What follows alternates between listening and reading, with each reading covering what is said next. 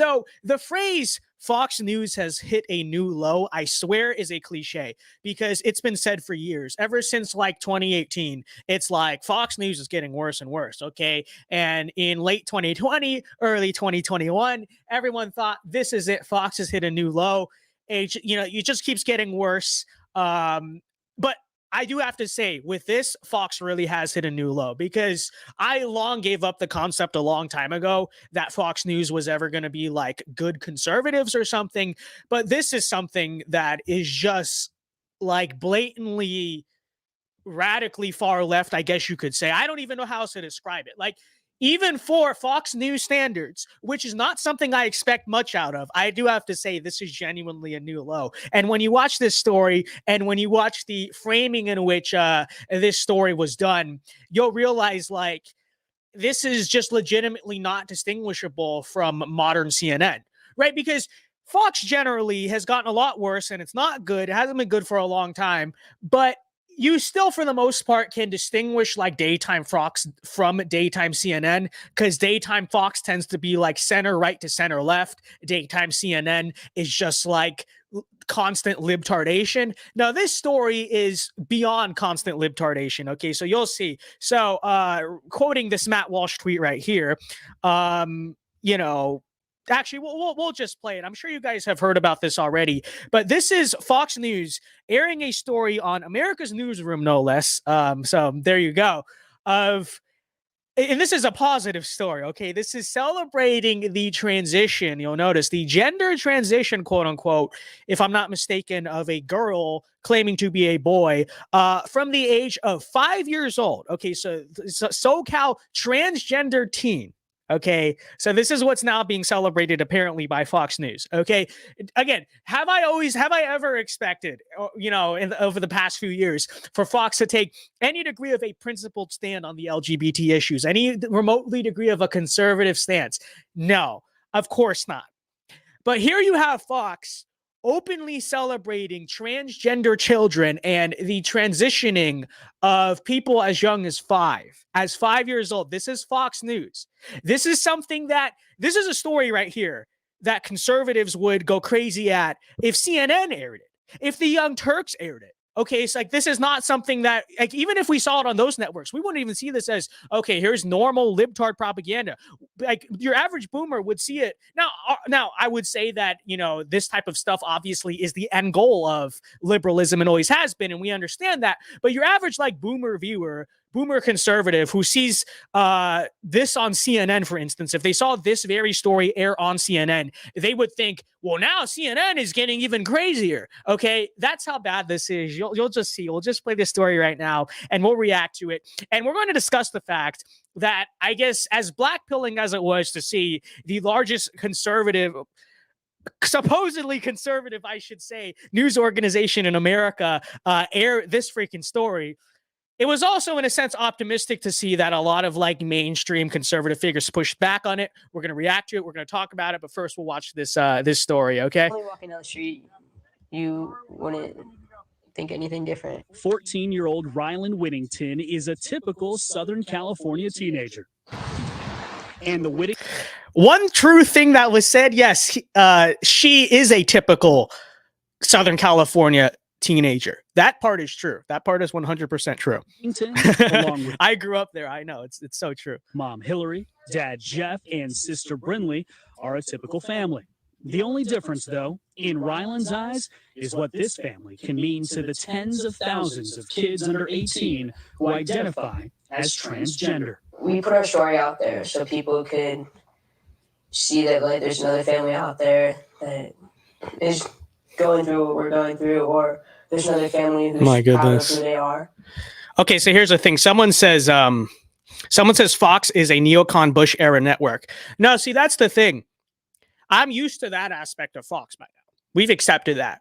This is not neocon Bush era stuff. Okay, the neocons of the Bush era, to be 100% fair to them, would think that this was insane. Now, would they do anything to stop it? No. Would they fully enable it through their slippery slope enabling mentality and approach to power and politics? Of course. But this is not even like neocon Bush era stuff. This is not even like 2008 Obama stuff, right? This is just genuinely like in lockstep with the most radical aspects of the left nowadays, which, like I said, the left, like, there's no such thing as a radical left. Okay. I'm using like boomer rhetoric to just paint the fact that like, this is just how insanely bad Fox News has become. Okay. And it's true. Like, this is not Bush era stuff. Okay. Let's give it credit for that. Before Ryland could even speak, he managed to tell his parents that he is a boy. I could just see it. It wasn't him trying to be a brat. It was like painful. It was truly painful for him to have to wear feminine clothing and for us constantly telling him that you're a girl. And unlike some trans kids, when Ryland came out at age 5, a few years later, he had the full support of his parents. Initially, there was some pushback from us in trying to understand this. We were confused like most people are. We thought that Why were they confused? I wonder why that could be. You know, I wonder why most people get confused at it. Because if it were, you know, you would think if it were perfectly normal, if it were perfectly natural, as people say it is, oh, well, you know, don't you know transgenderism is perfectly medically and scientifically natural? It's like, okay, well, taking that at face value, I find it interesting that people do get like confused, quote unquote, at the least bit. It's more so that like they notice instinctively, right? Their natural instincts. I would say they're God-given instincts, but if you want to be a secular head about this, their natural instincts, you could say as well, implicitly know that something is weird about that at the very least. Okay, we'll use the word weird. There are much more accurate words that could describe it beyond weird, but we'll leave it at weird for YouTube purposes.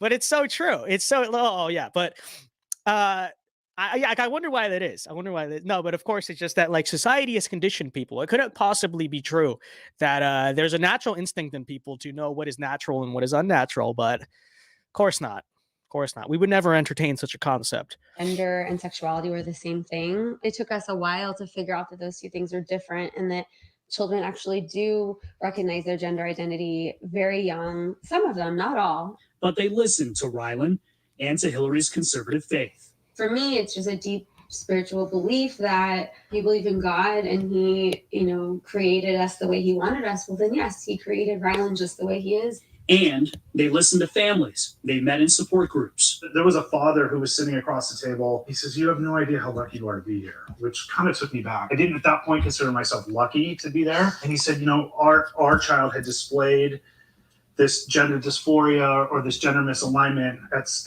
No, I'm going to make you watch this. I am going to make you watch this story, okay? Nobody be like, can we just, no. We're going to watch this entire thing. You are going to see what Fox News is airing to millions of people. Okay, you will see this. And we didn't listen, and we pushed back. That pushback led that child to turn to self-harm as a teenager, which 60% of trans and non-binary kids engage in, according to the Trevor Project. I wonder why that is. Consider suicide. That for me was the turning point. I didn't want to see Ryland to go through that. I'd rather have a living son than a dead daughter. I guarantee that if we had pushed back and done what a lot of parents do, I don't think that we would have either one of the kids that you see before you here today. Allowing him to live authentically and true to himself and be who he really feels like he is. When you get to know Ryland, you see just how proud and confident he is of himself. Ryland's story got international attention in 2014 when a family YouTube video went viral. And Hillary has since written a book called Raising Ryland. I never thought that I would be known for this like as well as I am, but really it's just a small part of. This is so sad. This is still, quite frankly, a young child, I guess an adolescent now, right? But and this adolescent's face is going to be out there for the whole world because her parents chose to write a entire book about this and published it. And now I believe they're making a documentary. I feel bad. I really do. You know, I really do. You have to feel bad for these people. Who I am. He just brushes things off his shoulders like it's fine. He moves on in his life and he's just kind of, I think everything we've been through, he's just like learned to do that and he's really good at it. I could never do that. The Whittingtons believe sharing their story could make a lasting difference in another child's life, something they learned from that support group father nearly a decade ago. I'm just here to make the ride smoother for others. You might be struggling right now, but we believe in you. This family, we might not know you, we might not know where you live, but we understand you and we believe in you. What extraordinary courage displayed by Ryland, his sister Brinley, father Jeff, and mom Hillary. I want to thank the Whittington family for speaking to us. It's not easy, particularly at a time when transgender issues have been politicized. People are afraid of what they do not understand, Dana. This family hopes their story will lead to more understanding, more acceptance, and ultimately more...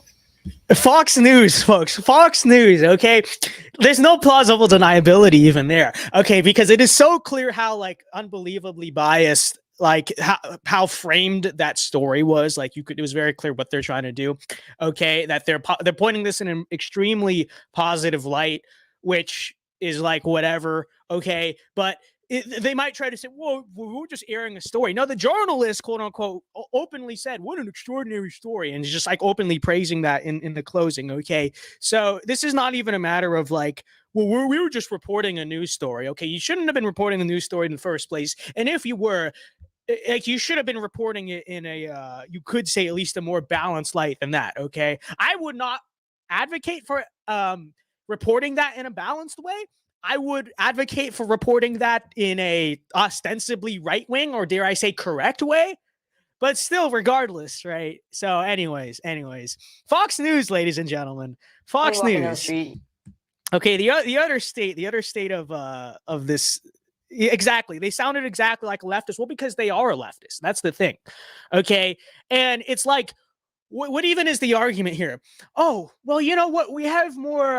It's like, see, this is what you might think Fox might say is like, well, we're a balanced network. No, we're a balanced network. It's like, first of all, that the job of Fox News is not to be a balanced, unbiased news network because there's no such thing. And when you consider the fact that, like, the vast majority of mainstream media, in fact, all mainstream media besides Fox News, at least, is ridiculously liberal and is openly liberal. First of all, the function of Fox News is not to be an unbiased news network. Let me just say that the function of Fox News is to be conservative. Okay, so let me make that part clear.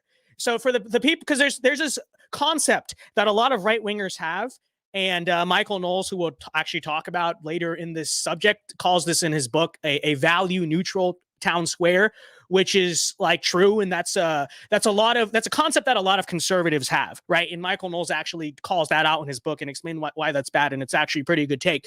But a lot of conservatives have this concept that, like, well, the news should just be fair. It should just be balanced. And it's like, first of all, there's no such thing. Secondly, if there were such a thing, it doesn't exist. And so even the idea that Fox News is supposed to be a fair and balanced network, that is ridiculous. Why should it have to be a fair and balanced network? No, the very function of Fox News was not created to be an objective news network. It's not like PBS or something, which is not fair or balanced or whatever, but that's not even the purported purpose of it, right? The Fox News was created to be a conservative news network. And when you consider the fact that the overwhelming majority of the mainstream media is very left-wing, like the idea that the only thing conservatives are going to present in response is just a fair and balanced news network. First of all, that's ridiculous. Secondly, Fox is not even fair and balanced, okay?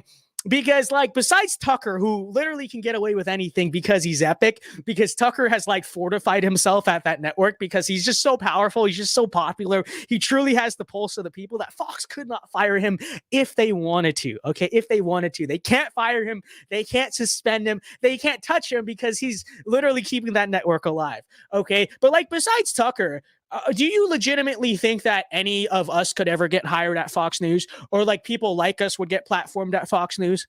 You know what I mean? Like, you know, that's not fair and balanced. Okay. Their fair and balanced is like center right is their line on the right, and then far left is their line on the left. So what it really is, ultimately, it ends up just being a liberal news network. Okay. So let's get that aspect of it clear and out of the way. But, you know, even the idea that this is just Fox being balanced, that's ridiculous. That's and let me just say, if Fox was being balanced, then they would show the counter argument. Okay, I don't know, interview some pastor and talk to them about why this is like satanic. Okay, then it's balanced. Then it's a balanced story. I guess it shouldn't even be a balanced story. But regardless, okay. But you know, this is what happens. This is what happens when you open the door to this stuff by saying, well, we're just trying to be free thinkers. We're just trying to have an open mind. We think the function of conservative institutions is not to be conservative, but to be fair, to platform free speech, to be fair and balanced. Well, this is what happens. This is what happens to your Fox News. Okay. This is what you get. You get inevitably the platforming of leftism. And because the very function of leftism and what everything leftism seeks to do is to censor and destroy conservatism, the second that you platform leftism out of the sense of being, you know, fair and balanced, inevitably what they will do, as you are now seeing at Fox News, is push the conservatives out of their own institutions. Okay, they'll push conservatives out of Fox News, out of the GOP, out of the things that the conservatives are supposed to have for themselves. And then we'll push it off by saying, well, that makes us fair and balanced. No, it doesn't make you fair and balanced, first of all. And secondly, even so, being fair and balanced is stupid. You know, the way you make it fair and balanced, supposedly, is you make, like, even think about this logically. If we're going to even, like, take this talking point at face value, which I don't believe. I believe conservatives should control things. I believe conservatives should run things. I don't believe in balancing, you know, the fight between good and evil. I'm not like, well, you know, it's not like Star Wars, okay? We just need balance in the Force. If we balance good and evil, then we have the perfect country. It's like, no, we have the perfect country when good crushes evil, okay? But even, like, hypothetically, think about this. If you wanted to create balance, quote unquote, in the media, you would make Fox News as conservative as possible. Why? Because the rest of the media is as liberal as possible. But when you make Fox News like in the middle or whatever, that doesn't actually create balance. What would create balance hypothetically is having Fox News be super conservative. Now, again, I'm not in favor of balance. I'm in favor of conservatives running things, conservatives having power. Okay. You know, it's not like, well, how about we balance Christian America with this stuff? It's like, no. Okay, it's just not true. Why would I give evil an equal and fair footing to good? It's literally the case. Fox News conservative. It's so true. Your mind is so open that your brain fell out. It's so true. So anyways, on that topic, I do have to give some credit to some mainstream conservatives who have the guts to call this out. And I'll give especially credit to them because these are people who do appear on Fox sometimes, and they're taking a risk of potentially burning that professional bridge to stand up for what is right. And that is good. And I think they deserve a lot of credit for that. So the first person, of course, is Matt Walsh. Okay. And as you know, Matt Walsh has this documentary recently called What is a Woman? I've heard it's pretty good. I don't know. I haven't watched it myself. But anyways, props to him. He tweets out, I've appeared on Fox News many times. I appreciate the platform they've given me. If what I'm about to say ruins that relationship, so be it. We have to call this evil lunacy out wherever we see it, especially on our own side. Okay. And it's just so true. Today, Fox ran a long segment for Pride Months. Yeah, that's the other thing. Long segment. Notice how long this story is. This story is 4 minutes long. Okay, your average news story is like, what, 1 to 2 minutes? They ran a 4-minute story. Wait, is it 4 minutes? It actually might be 5 minutes. Is it? How long is it? Okay, 3:56. Okay, 4 minutes. A 4-minute story on this. So that's basically a mini documentary for like TV news standards. Because consider that, right? So how long is a TV broadcast with, because it's an hour long, but with like commercials, so it's like what, 40 to 45 minutes? You're talking about almost like a tenth of the entire news segment. This is a very long story for TV standards. And what are they dedicating it to? This thing? And not even in that 4 minutes could they ever acknowledge potentially in any remote way that maybe this is not the best idea. Okay. So anyways, the piece did not simply report on the controversy surrounding child transitioning. True. It outright promotes the practice. So true. Okay. This reporter says the child announced a new gender as a toddler. Okay. So this is the slippery slope of conservatism, I guess you could say, because, you know, and I've called this self-defeating. I've explained many times why this is stupid, but the whole conservative defense for the longest time is like, I don't care what those people do, but just don't take it to children. Keep it away from the kids, the children. Okay, well, see, I've always said that's self-defeating, because it's like, if you think that something is perfectly fine, if you think there's like nothing morally wrong with a certain thing, then why then is it wrong to keep it away from children, right? Like, you see, that's logically inconsistent. Clearly, if you think it should be kept away from children, there's something about it why it should not be shown to children. Okay, you see what I'm saying there? But regardless, they're not even doing that anymore, because here you have Fox News just outright promoting, again, a child announcing a new gender as a toddler. Okay. And it really isn't really that surprising. The conservatives, first of all, enable the slippery slope with this stupid reasoning. Okay. This stupid reasoning of like, oh, well, do whatever you want, so long as you don't show it to kids. Okay. So you enable that first. And then you don't even pick the hill to die on that, right? Because you have so many like supposedly right-wing people, they will LARP big time about like opposing pedophilia. Okay, they'll be like, they'll be the biggest like anti-pedophile people, which is a good thing. But then it's like they will first of all enable the same social movements that enable the normalization of pedophilia. But then, as you can tell with this, like, they're not even willing to take a stand on that ultimately, right? Because what do you have now? You have literally Fox News now openly saying it's okay for a child to announce a new gender as a toddler, okay? But the whole, like, protect our children thing, yeah, that went away real quick. See how fast the slippery slope works? Okay, the conservatives, like, we keep drawing a new line in the sand. You see that? It's always like, line in the sand, hold the line. Well, what's the line? Because you guys keep moving the line back, like, every single year. Like, there's no line. There's no line. You're just running for your lives at this point. Okay, you're in full retreat. What are you talking about holding the line? This is not a line. This is a retreat. The line's not even standing. Okay? But anyways, does Fox want us to believe that babies can choose their gender? This is the most extreme, radical, and dangerous form of gender ideology, and it's being promoted on Fox News. So true. The poor kid is 14 now with a permanently altered body. The kid is 14? My goodness. I thought older than that. Okay, wow. Condemned to live forever with an identity imposed as a small child. It is horrifying, evil, and sick. And this is what Fox News chose to promote. I know for a fact that many people at Fox do not approve of this. I would say that's probably true. And never would have agreed to air radical far left trans propaganda. But Fox reporter Brian Lennis chose to do this story, and someone at Fox chose to put it on the air. Everyone involved should be fired immediately. So true. So true. So, Matt, good for Matt. Okay, good for Matt. I will say that. Hold on. Let us say, and I do have to give credit where credit is due. Good for Ben Shapiro. He says that I think in basically the right way. Like, this is basically the same thing I said, right? This would be absolute despicable, insane lunacy if I saw it on CNN or MSNBC. I actually said the same thing. I wasn't even thinking of his tweet. I said the same thing. To see it on Fox News is a complete betrayal of anything remotely resembling conservatism or decency. And I have to give credit.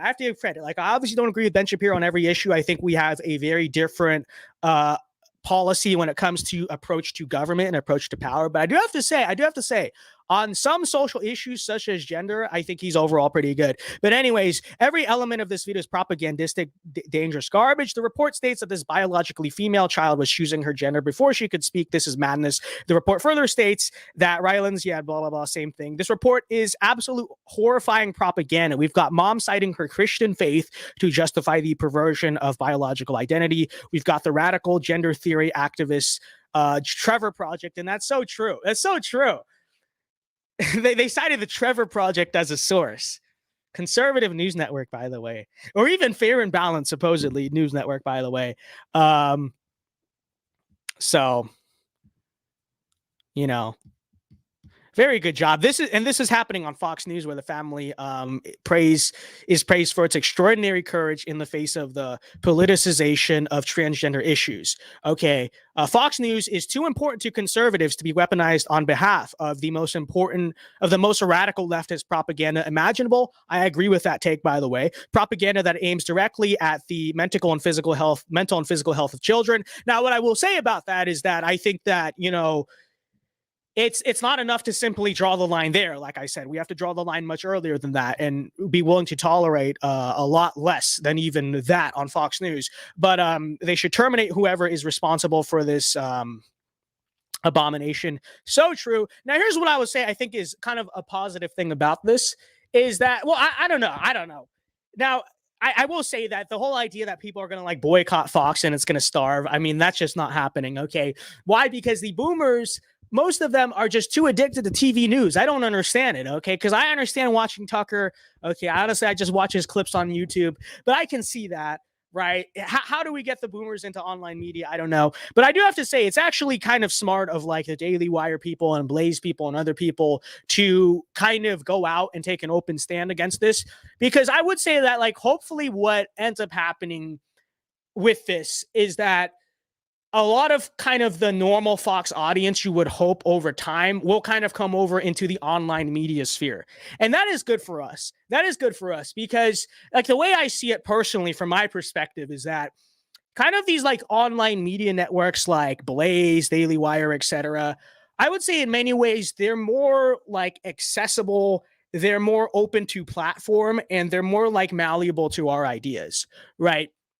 Like Daily Wire has people like Michael Knowles, who I think is pretty solid. Matt Walsh, I think is pretty solid. They've brought John Doyle on before, right? Etc. Blaze, obviously, right? We have like Elijah and John and, you know, other people on there that are pretty good, right? And it's like, to me, now Fox, on the other hand, Fox is entirely corporatized, right? There's like, it's very hard to reach. Okay. It's very closed off. They're very big on gatekeeping, right? Whereas sort of the online media sphere, you will get some people on there that are obviously it's like these networks tend to have like a pretty diverse range of like right-wing people, and not all of them are the best all the time. But the way I see it, if we can get kind of the mainstream conservative base to get off of Fox and onto the online media sphere, that opens the door to us. It really does. Because number one, if people are like watching a lot of Daily Wire, what are they on instead of TV? They're on YouTube. Guess who's also on YouTube? We're on YouTube. Our cool friends are on YouTube. John Doyle's on YouTube.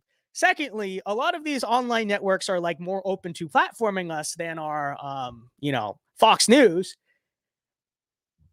And so, you know, overall, I have to say, maybe it's a good. It probably is a good thing in some ways. I'm not trying to say it is a good thing because it's just objectively a bad thing, but at least to make the best of the situation, I think what we ought to do, or I hope like these networks and stuff ought to do, like the Daily Wire people, the Blaze people ought to do, is really like double down on this and really push this movement of like openly criticizing Fox. Hey, get off Fox, start watching us. Because let's be honest, that's implicitly what this is, right?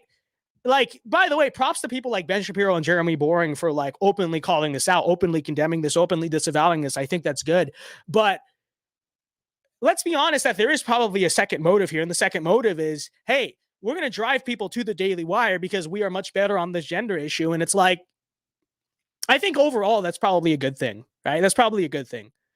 Because I think when you compare like the things that are on average said on Fox versus on average the things that are said on Daily Wire as like a median, at best, I still think the Daily Wire tends to be better. And so if we can just basically utilize the shift to online media to push things to the right, again, online media is easier to access. Okay. It's easier to access. It's easier to get involved in. It's easier to get a platform on. You see what I'm saying? So I think it's good. I think it's good. I think it's in the grand scheme of things, a good thing that we're seeing this. And I think Chris Wallace regrets leaving Fox. Oh, absolutely. Absolutely. Chris is like, you guys ran me off this network and now you're doing this, you know? He's going to come back. He's probably going to come back. Because wasn't Chris Wallace going to do a show on like CNN Plus, right? And then CNN Plus obviously imploded because libtards don't know how to use the internet, which I will say that is one of the good things we have going for us, I would say in some ways, okay, is that now at the same time, I don't know about that necessarily, because what they are really good at is just like utilizing mainstream like Zoomer things for the Snapchat newsfeed to push liberalism implicitly. So I don't know if that's always the case, but just to give credit where it's due, I think one of the good things the right has going for it is, generally speaking, we are better at using the internet than they are, right? Because CNN Plus was what? It was a counter to like Fox Nation, first of all, most directly, which Fox Nation, all things considered, actually does well. Okay. Again, you know, I have some problems there, but it does well. But also, you know, things like Blaze, Daily Wire, etc. Those things do very well. And so it's kind of a model of that. Liberals try to do that. They try to go online. They try to go on the internet. And what happens? It completely crashes in like a month, right? You see what I'm saying? So, but yeah, Chris Wallace is probably coming back to Fox. All things considered, we're probably seeing that. We're probably going to literally watch that happen. So, what happens when John Doyle nationalism clashes with Vince Dow nationalism? There are no clashes. There are no brother wars. So this is just not a thing. This is just not a thing. Okay. Last person I have to give credit to for this is Ali Stuckey. Another mainstream commentator. I actually thought she had probably the best take on this of all of them. And generally speaking, I think her takes on like social issues are pretty good. I don't care what a news network or supposedly conservative person thinks about Trump or guns or capitalism or free speech. So true. So true. If they can't affirm the most fundamental fact of human existence, the reality of male and female, they aren't conservative in any real sense. There you go. I think that's the best way to say it. More than that, they are dangerous. They either tacitly or actively promoting an idea that allows men to assault women in prisons, etc. Yes, I'm gatekeeping, and I shall continue to keep this gate. Thank you, based. So true. So true. She also had this to say on the topic, which is this. This is again. See, she gets this. She gets this. It's okay to say that you don't want kids to go to drag shows because you don't want to see men dressed up like women. Okay. Yeah, they're dancing sexually. Yeah, they're scantily clad. But even if they weren't, it's still okay to say you just don't want to see your kids seeing men dressed up as women. Leftists think they're backing you to a corner by making you admit this. Just own it. You don't think men pretending to be women should be celebrated, especially by children. This is a completely normal view. You can believe that and hold the other very sane view that kids shouldn't be at any venue where sexual behavior outfits are on display. It's so true. It's so true. That is actually like the real correct take on that topic. Okay. And it's so true. It's so true. So there you go. Vince has more views than CNN Plus. This is unironically true. And I think it was always unironically the case. Okay. It was always unironically the case. So there you go. There you go. Okay. Now on the topic of LGBT alphabet issues, okay, there's another thing we have to talk about. I would argue this is argue, you know, this is, I don't know if this is worse. I shouldn't say it. I don't think it's worse, but this almost pissed me off more. Okay. I don't know. It's a close competition, but anyways, we have GOP Governor Glenn Youngkin hosts Pride Month reception at the state capitol. And he said at the thing that, quote, Pride Month helps to strengthen the spirit of Virginia, Youngkin's administration claims. Okay. So let's talk about this. So first of all, are we gonna? In my opinion, I know nobody expected Glenn Youngkin to be the most conservative person. He's in Virginia and went to Biden by like 10 points. It's a miracle that he even got elected. I understand all of that, but let's also remember this fundamental fact: Glenn Youngkin got elected. Why? What is one of the main issues he got elected? Why? Because of the Loudoun County school drama. Okay, and he got elected because he was the guy who stood up there and was literally like, "I am going to protect your kids from the LGBT nonsense." Okay. That is one of like 3 or 4 primary reasons that Glenn Youngkin was elected. Okay. And so in my opinion, this is, I don't care if he's supposed to be a moderate or whatever. This is just directly a betrayal of his voters. Okay. He has betrayed his voters. He has backstabbed all of the people who've elected him on this issue, which is a lot of people in Virginia. Okay.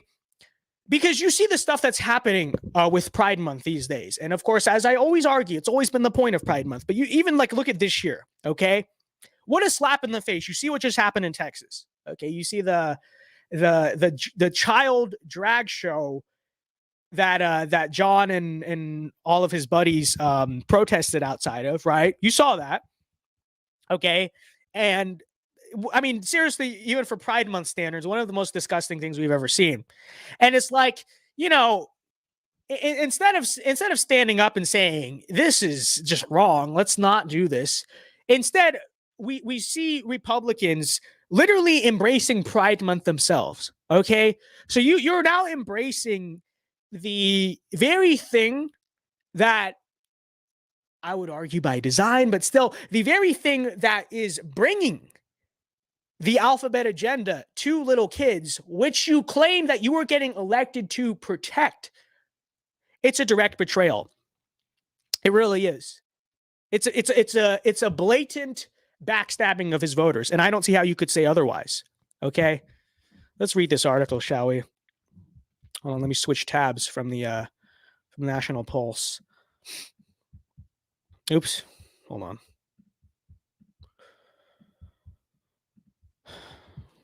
So here we go. GOP Governor Glenn Youngkin hosts Pride Month reception at the state capitol. Pride Month helps to strengthen the spirit of Virginia. He's facing criticism from both sides of the aisle. So true. Oh, yeah. Glenn Youngkin, are they going to prove he's not homophobic? Guess what they're going to do? They call him homophobic anyway. Okay, there you go. All right. He hosted at the Virginia State Capitol. While the Youngkin administration says that Pride Month helps to strengthen the spirit of Virginia, his move has been blasted by conservatives and leftists alike. You made nobody happy, with the LGBT lobby's Equality Virginia group dubbing the event a performative measure. Okay, well, there you go. There you go. So let's backstab literally all the people who voted for me, and in the process try to appease people who still call me stupid anyway. That's very smart, Glenn Youngkin. Okay, but you'll have all these people on election Twitter, all these like neocon profile pictures and stuff.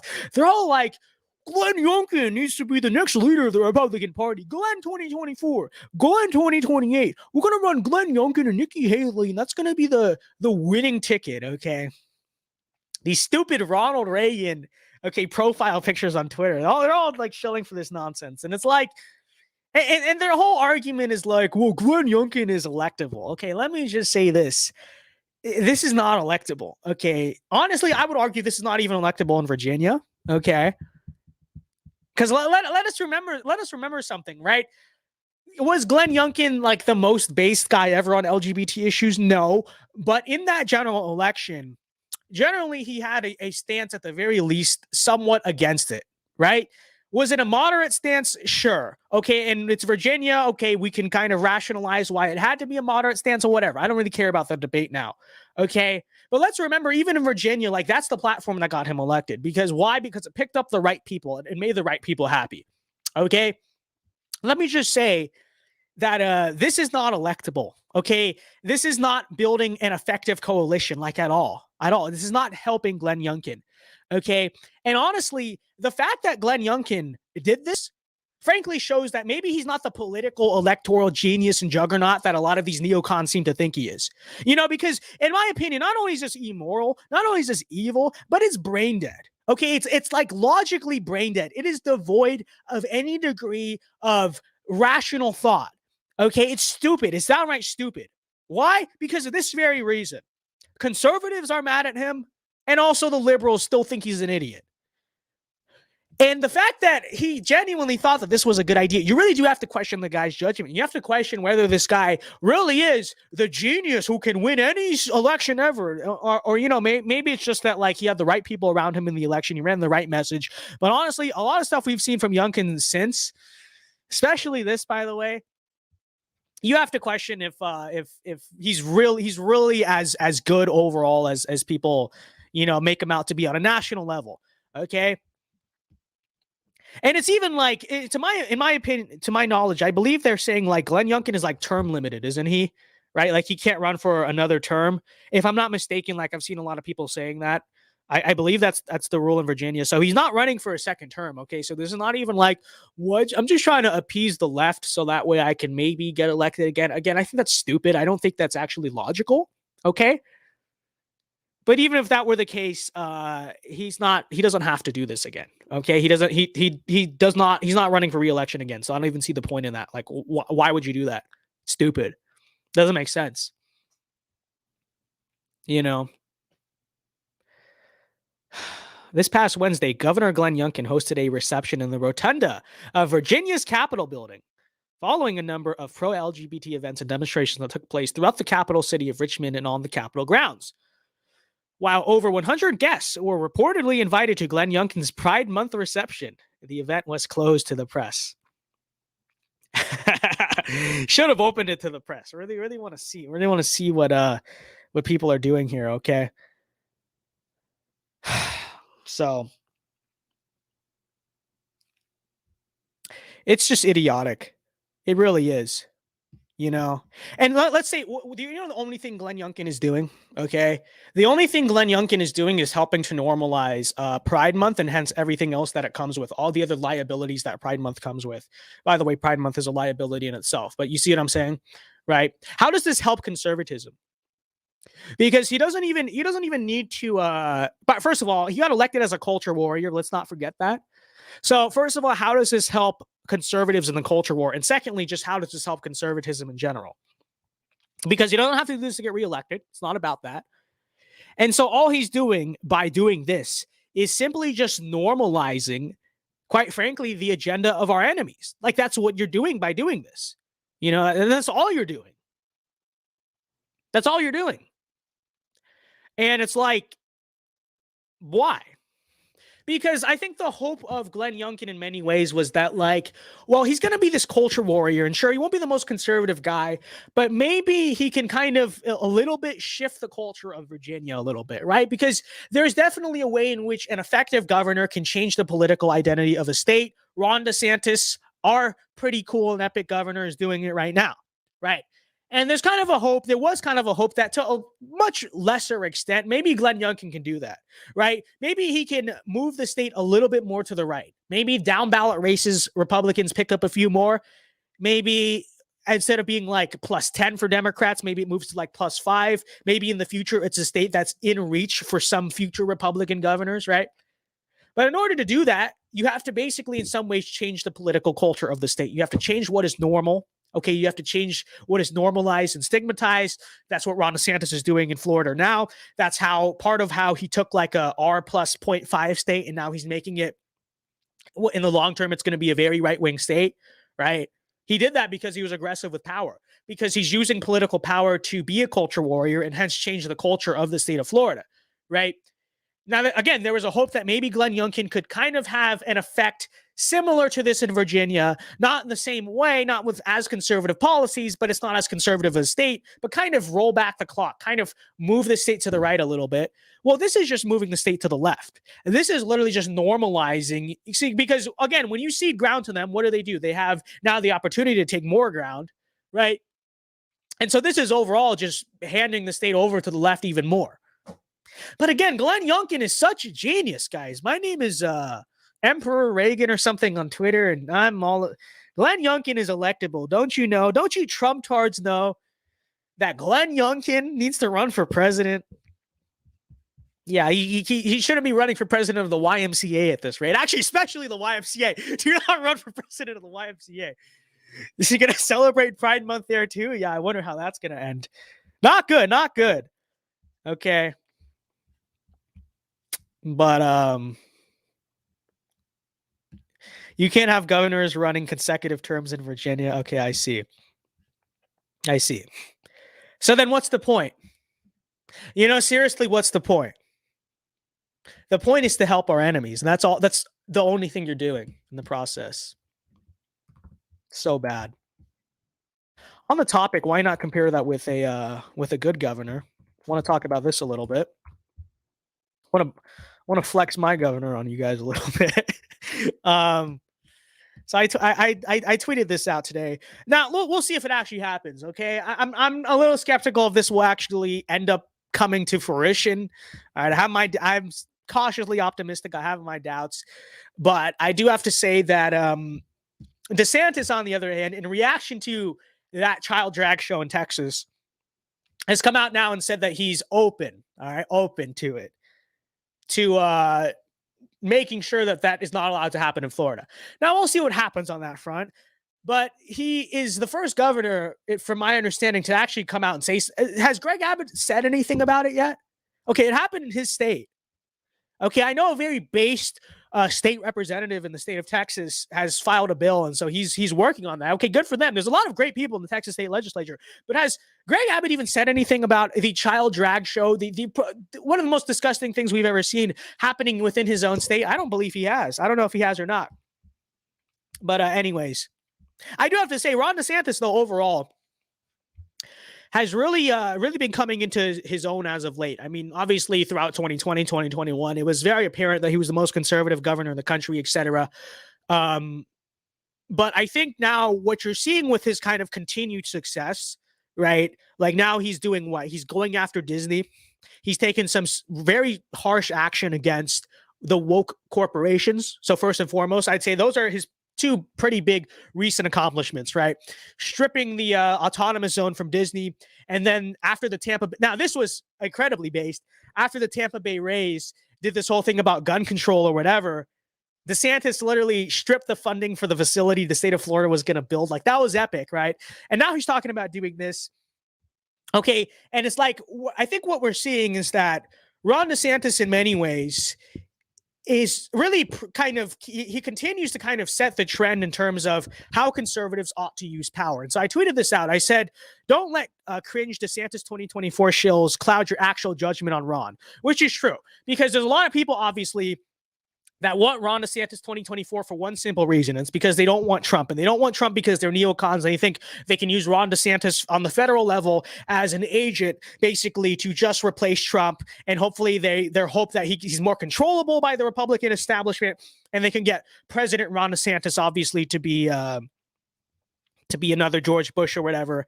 And we don't support that. And I'm not in support of DeSantis 2024, obviously. Maybe his time will come later on, but I don't think it's 2024, at least for president. But I did say, right, don't let those, because there's a lot of people who will react to that. And I see this all the time. I see it less now, but like last year, I used to see this all the time. I never agreed with it. I said openly I didn't agree with it. These people in response will say, well, Ron DeSantis is a neocon because neocons are using him in bad faith to try to pit him against Trump, right? And I never agree with that. And I don't think we should let those neocons set the narrative. But I think it is also pretty clear, right, that, like I said here, in the grand scheme of things, Ron DeSantis is on our side. He may serve a different purpose than Trump, which is true, but it is a vital purpose nonetheless, okay? And I said in the thread, DeSantis taught conservatives to wield power effectively, especially at the state level. He's setting the tone there. He's shown that we can use power against our enemies, i.e. corporate America, academia, rioters, etc. Moreover, he's making these ideas popular among the base, even boomers. It's a good thing. This is the correct take on Ron DeSantis, okay? You can believe two things at once, okay? There's always this war between them. Ron is a neocon. No, Trump is a neocon. No, but okay, it doesn't need to be like this, okay? You could have the correct take. You can actually just have the correct take on both of them, okay? And the correct take on Ron DeSantis is exactly this, okay? And I know what people will say about Ron, too. They'll say, dude, he's not actually on our side because he's not good enough. He doesn't go far enough. And it's like, yeah, that's true. He does not go far enough sometimes. There's a lot of things that are like, he did this, but which was good, but I wish he did this, which went further. I think we all agree on that. But here's the thing, right? Someone has to do it first. If you want this ultimately to become normalized, the idea of the right-wing Huey Long, the idea of a conservative governor taking power and using power extremely effectively and using it ultimately as a bully pulpit to crush the left and uplift ourselves in the process, someone's got to do it first, right? Someone's got to be the first person, like Donald Trump is, I would argue, on the national level. Someone like Ron DeSantis has got to be the person who's going to get in the door and normalize the concept. Okay, because we can talk in our Chronicles articles and stuff all we want about, why conservatives should use power, and we can make these APU videos about all we want. But ultimately, there has to be the first politician who's going to do it. And that's clearly Ron DeSantis. Okay, that Ron DeSantis is the first person who's doing it on a large-scale level and making it mainstream.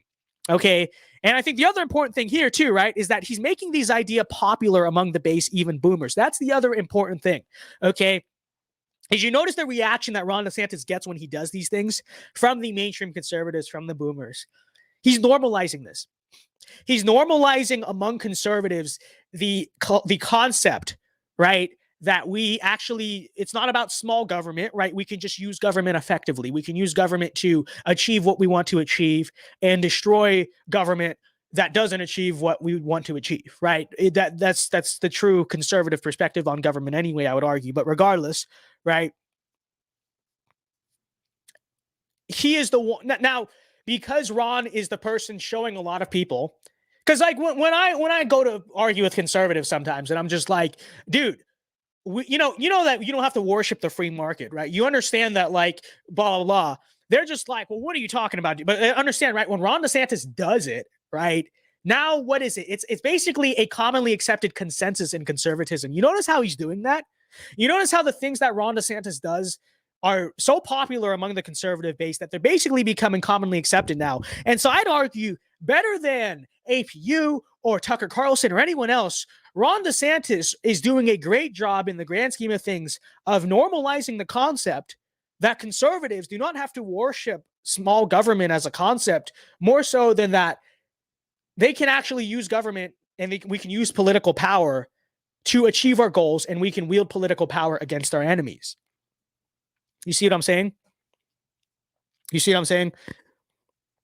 And you look at the sheer number of boomers who react to the things Ron. Now, now, don't get me wrong. You have people like Jenna Ellis. Okay, you will always have those people, but you're now seeing the mainstream consensus is basically now, because Ron DeSantis is doing it. Hey, we should go after woke corporations. Hey, why isn't my governor going against woke corporations? Hey, why didn't President Trump go after woke corp? You see what it's doing? You see what it's doing? Now the floodgates are open because Ron DeSantis was the first person to do it, because he's the person to normalize the concept. Now the floodgates are open. Okay.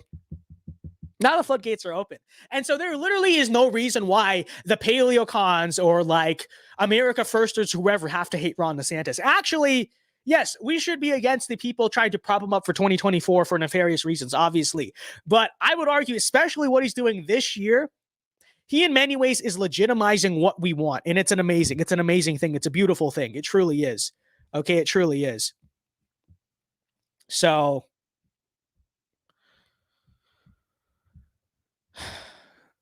should I ban DeSantis bros?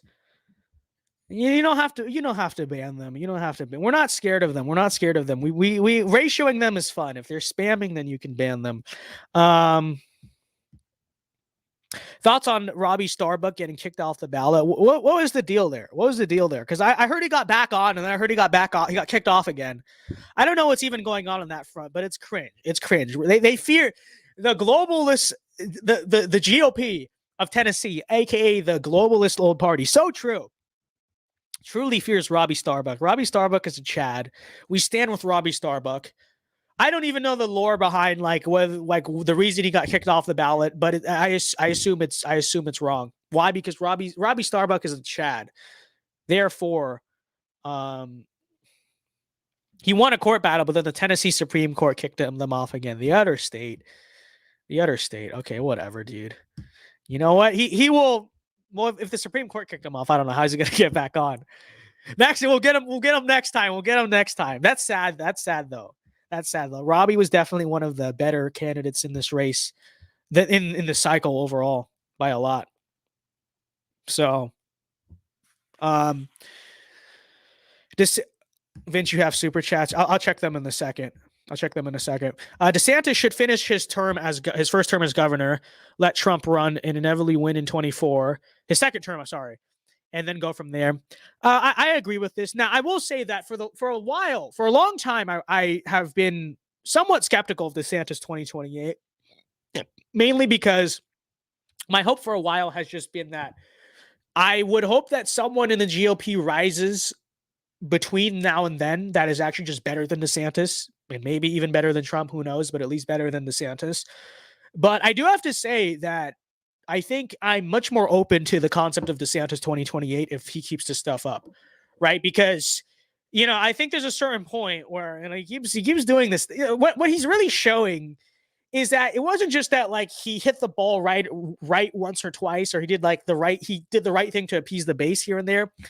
You're seeing him repeatedly do this stuff, repeatedly target woke corporations, repeatedly really use the bully pulpit correctly and effectively against the Florida universities, against the businesses, against Disney, against the Tampa Bay Rays, against academia, against the school districts, against, the alphabet people, et cetera, et cetera. I think what you're starting to really see is that Ron DeSantis just simply does understand power. It's not just a matter of like he does a few good things here and there. And so I will say, I think that if DeSantis keeps this up, I'm much more inclined to the concept of him running for president in the future after Trump than I would have been before. Realistically, I don't know if we're going to get anyone better than that anyway. So I have to say I'm more open to it. I think I still do have the same concerns about him, that like on a national level, he might end up just kind of being a cog for the GOP, because I don't think he's necessarily as a revolutionary, right? Or I should say a counter-revolutionary. I don't like the term revolutionary because I don't think it's a very conservative term, but a counter-revolutionary, I guess we could say, that than what Trump is, right? I don't think he's as much of a populist, et cetera, et cetera. So in that sense, I don't think he's as much of a threat to the political establishment, I guess you could say. And I still think that's true, on at least as President DeSantis. But I do have to say at the same time, really, that he is displaying, and you cannot deny this, he really is displaying that he just knows how to use power, and he knows how to use power effectively. And I mean, you really see this. It's like you cross DeSantis. It's not unless you cross DeSantis, you cross conservatism, which I think you could even argue maybe in that sense, it's almost like better than Trumpism. I'm not saying DeSantis overall is better than Trumpism, but in a sense it's better because it's not even a matter of like, oh, you piss DeSantis off personally and you're out. No, it's like you just do woke stuff. You just do like liberal nonsense and we're using the government against you. You didn't say anything. See, the Tampa Bay Rays didn't say anything about DeSantis. They didn't try to like burn a bridge. In fact, they probably tried to kiss his ring, but then try to do the anti-gun thing. And DeSantis just like, nope, you're going to be a liberal corporation. Get out of here. So I will say in that sense, that's almost like a preferable aspect of DeSantis over Trump, is that when it comes to like him using power out to, I guess you could say, get people to get enemies, it's actually sometimes more so just he's just out to get like the enemies of conservatism than his personal enemies, which I think is actually, that's probably cool. Like, I think that's actually probably better in a lot of ways, because we can definitely agree that some of Trump's personal grudges and loyalties, et cetera, are kind of his downfall. And that's not me saying DeSantis overall necessarily will be a better president than second term Trump, but I do have to say, I think overall, if he keeps this up, I'm more open to the idea of a President DeSantis in the future. I definitely have to say that. Trump is overall better on the issues and policy. DeSantis is better at using power when he has it. See, you never know how this will translate to the federal level. That's the problem, right? Because I'm sure a Governor Trump would basically be the same as Governor DeSantis if Trump ever became a governor of some place. You know what I mean? But I do have to say that kind of the way the approach to power I'm noticing is becoming normal from DeSantis, I do have to say is arguably better than the Trump approach. At least so the theory, okay, what we ideally get is Trump wins in 2024 and he institutes dark MAGA, which is he's going to clean house with all the people who wronged him. Those are the right people. Those are the people he needs to go after. So once you clear the field of that, DeSantis ideally gets into power in 2028 if that ends up being what's happening. And he basically just does the Florida approach of just like, okay, now that we've got rid of Trump's personal enemies, who he's made enemies with, for the most part, the right people, then now it's time to take out the enemies of conservatism. So that's the corporations, that's, the Chamber of Commerce, that's a lot of the government bureaucracy, obviously, et cetera, et cetera. Hopefully that happens, right? Hopefully that happens. So,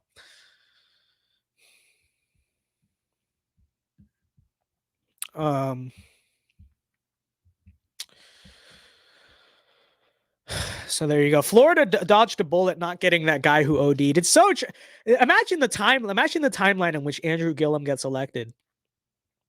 I wonder. I wouldn't be here in that timeline, right? I'd definitely be somewhere else. Because a big reason I came here was because of like the vax, if we're being honest, okay, and just other stuff. And yeah, I wouldn't. It's just long story short. I would not be here if Andrew Gillum was a governor. Huge fact. Huge fact. And for the sake of all the very epic and cool people I've met since, good for them. Okay. Anyways, people said I missed super chats before, so let me go find those. Trump Kanye 2024. Ha ha ha ha ha ha ha ha ha ha ha. People might get mad at this take, but low key, okay, I think Kanye's music is pretty good or whatever, but I don't know. I'm low key not Kanye pilled so much at this point. I think I don't know. I know people say it's a psyop to be, but I don't know. I feel like he actually is just like a little bit crazy in the head. Okay, call me crazy. Call me the worst names you ever want to do. I know it's a psyop. It's a liberal psyop. He's not crazy. He's a perfectly stable genius. I fully understand that. I fully agree that it's a liberal psyop, but I also have to say at the same time, I don't know. I feel like Kanye as a cultural figure is a little bit overrated. Like, yeah, it's a good thing that he came out in support of Trump. It's a good him converting to Christianity, quote unquote. You know, it was a good thing for the Overton window, even if it was a little bit questionable. But like, still overall, though, I don't know. Okay. Anyways, who's worse, Dan Crenshaw or Glenn Youngkin? Oh, definitely Dan Crenshaw. Crenshaw's worse. Because at least Youngkin has something of an excuse. But anyways, actually in Star Wars, balance in the Force means the destruction of the dark side. Hence why Anakin filled the prophecy when he killed Palpatine. Well, not really, because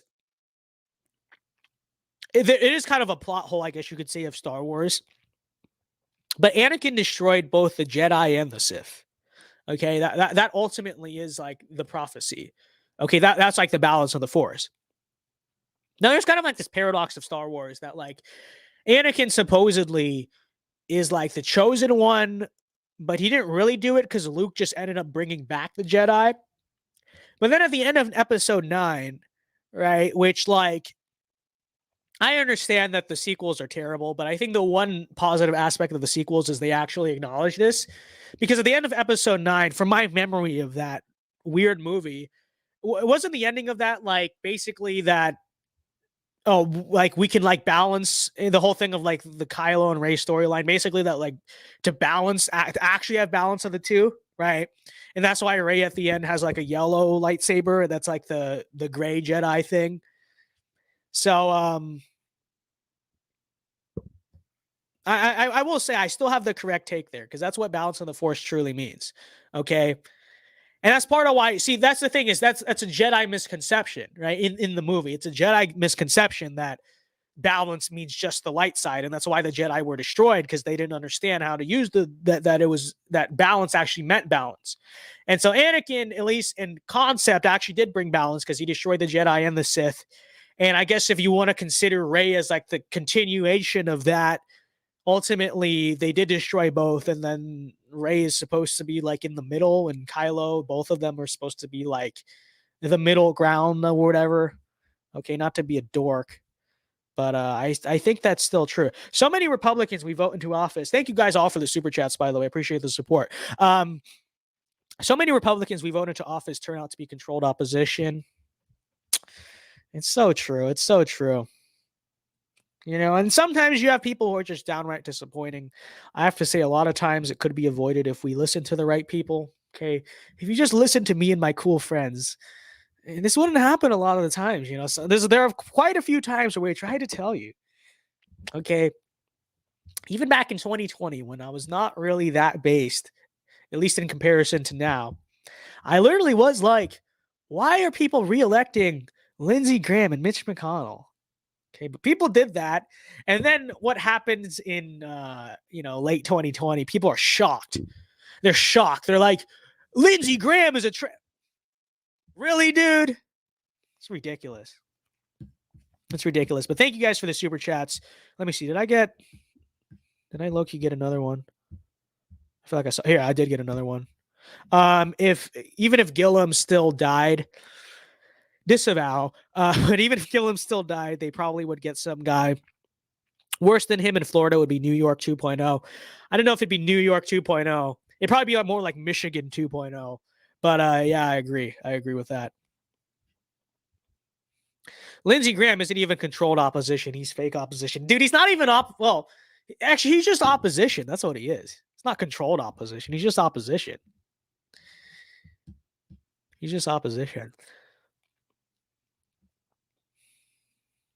So anyways, Videomaker says, what are your thoughts on last Thursday's primary races?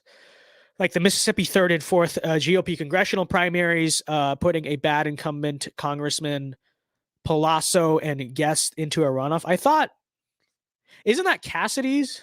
Isn't Cassidy the one running against Guest, or is that a different primary I can think of?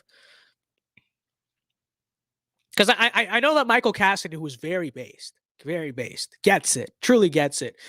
Honestly, didn't know who he was. Okay, Jackson sent me his platform, and I was like, this guy gets it. This guy truly gets it. But oh, I guess you're saying Palazzo and Guest are in a, like, they're not in a runoff against each other. Oh, I'm sorry, I read that wrong. They're not in a runoff against each other. Okay, no, I see. Yeah, you know, the Mississippi GOP is terrible. Okay, I said this before because, you know, we will see. Try to work with them. Try to work with them on some big tech legislation sometime over yonder ago. Not good, folks. Okay, but you know, I do have to say that I think the idea now, yes, is it true that in the Midwest, because it kind of is the cultural bedrock of the Trump revolution specifically, is it easier to overthrow the GOP establishment who is not as entrenched and get our people and truly our people into office? Yes, but at the same time, I don't think it's impossible in the South, right? Like if David Perdue did not run the single worst campaign ever, we could have had that governorship. You know, honestly, we could have. Okay. And the fallout of that down ballot would have seen Raffensperger taken out of, like, it wasn't impossible. Okay. Would have been easier in Ohio if it were the same circumstances, of course, but it was not impossible. I think that's the same thing you're seeing in Mississippi, right? Because yes, is it true that there is something of a more legacy Republican there? It's a little bit harder. Of course, that's true. Yeah, there's truth to that. It's not impossible if you run the right message, okay? Because let's remember, if you drive through the South, you'll still see a bunch of Trump signs. It's not exactly like you see a bunch of Brian Kemp for governor signs or something like that. It's more so just kind of a sense of ignorance, because why? They're legacy Republicans, right? Legacy GOP people. Okay. But if you run a campaign like Michael Cassidy, you campaign on the right issues, you run your campaign well, you have good messaging, you put work into your campaign, you know, it's totally doable. Totally doable. You know, so the South is redeemable, you know, in terms of conservatism, in terms of Trumpian conservatism. You just have to do it right. That's really all there is to it. You have to do it right. Like, look at Florida, you know, like, was Florida any bastion of conservatism before Trump and DeSantis? No. Sure, it had Republican governors. It was a neocon state. It really was, you know. You listen to country music, they used to make fun of Florida. They literally used to make fun of Florida, you know. If you ask Floridians about 10 to 15 years ago and well beyond that, you know, you drive up I-75, I-95 from Florida into Georgia, the cops used to bully Florida license plates because it literally was a state that, like, the rest of the South thought was like their trash can, basically. Like the trash can in the South made fun of Florida. But what happens? What happens? The right guy with the right message and the right approach runs, gets elected. Now you have a totally new state. The same is true in Mississippi, which, by the way, has a very corrupt GOP, a very high poverty rate, you know, and a GOP that frankly does nothing about it.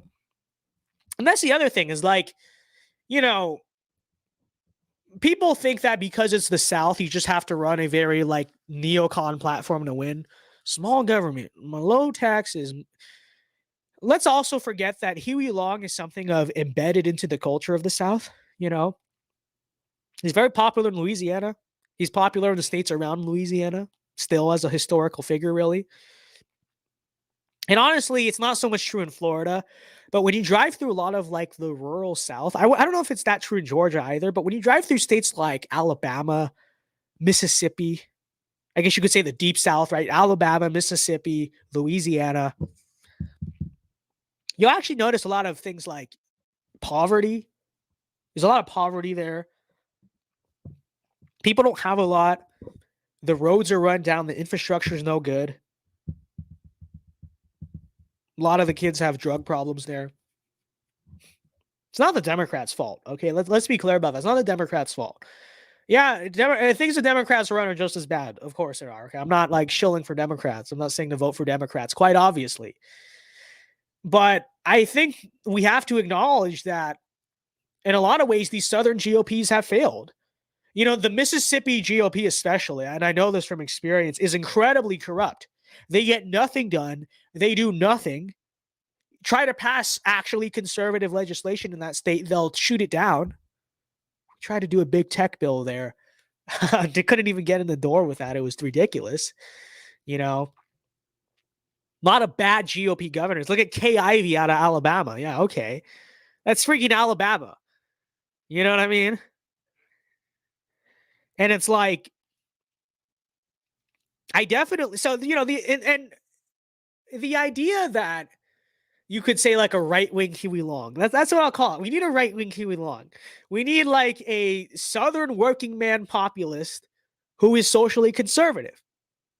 Very socially conservative. Like that honestly, in my opinion, the idea that that's not palatable in the American South, especially the Deep South, is ridiculous. It's just not been done correctly. That's really all it is. It hasn't been done correctly.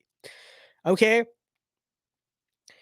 Yes, you do have a lot of legacy Republicans because of, you know, the fact that, okay, these people who are living in Huntsville, Alabama, they're not exactly about to go vote for Democrats. They're not going to go vote for the party of late-term abortion, sure. But I would argue there is actually a disconnect between your average, like, Southern person, Southern working class, poor person, arguably, right? And like the Republican stance on, you know, economics and like approach to governmental power. And so I really do think if a person came along, if a conservative person came along and, you know, I think Ron DeSantis is something of a model of this.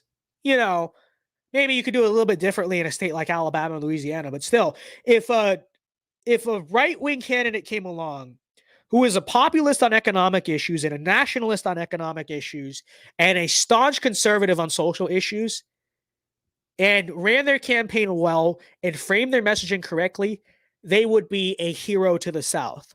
And Southern Republican voters, if done correctly, now don't get me wrong, the Southern GOPs, they would try very hard to stop this. But if you do it correctly, if Trump endorsed it, there's a lot of people in the South that I think would actually crawl over broken glass to vote for a person like that. Okay?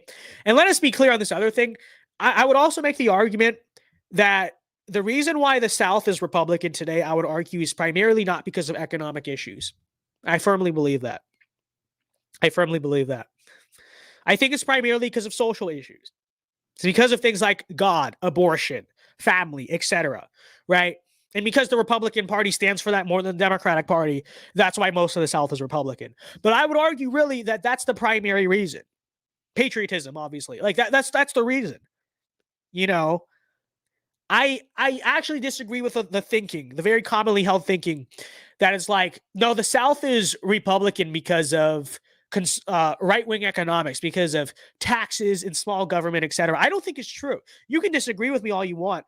I don't think that's actually true. Now, a lot of Republicans in the South seem to think that's true, which is why every Southern Republican ever makes a big deal out of taking the government out of your life.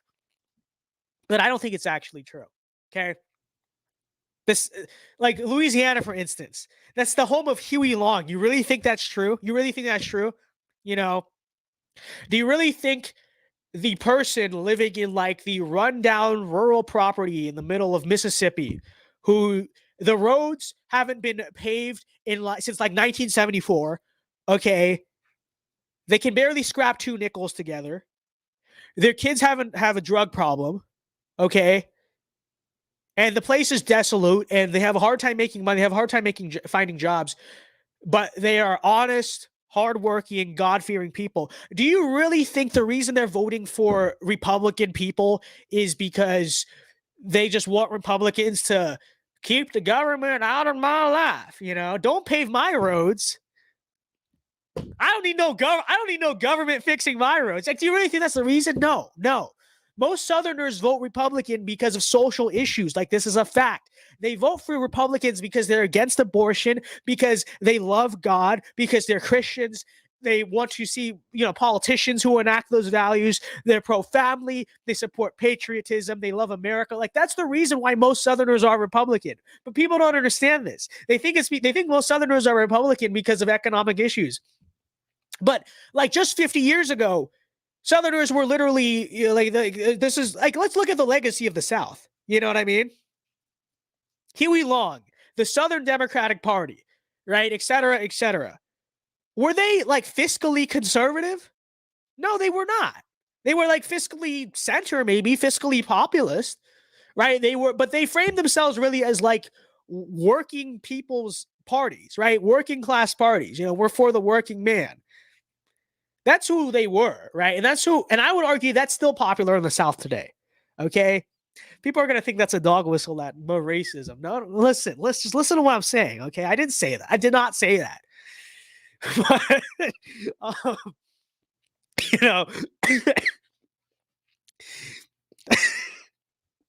no, seriously though. Seriously. I'd argue that's still popular in the South. Okay. And it can still win in the South. And honestly, in many ways, is what the South needs. I think if done correctly, you'd see Republican margins go up in the South. Because it's just true. So there you go. I'll get to this other super chats in a second.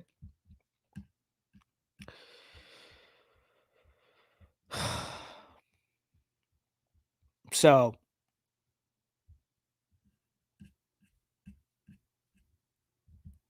I saw. Hold on. Did I miss them? Okay, the Alabama GOP definitely has issues. I heard that Huntsville being colonized by the feds and corporations is good from House of Osborne is his Odyssey. Yeah, go check out Osborne's Odyssey, you guys. But yeah. Of course they have issues. Kay Ivey's the governor. Fun fact, I just found out today that Kay Ivey was a Republican. I actually thought Kay Ivey was a Democrat, okay?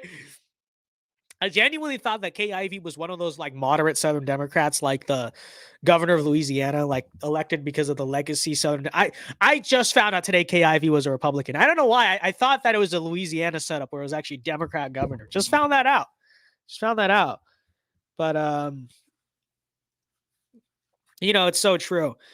And I have to say, I think that if the GOP in these Southern states actually just got their act together, like I said, their margins would go up. It really would,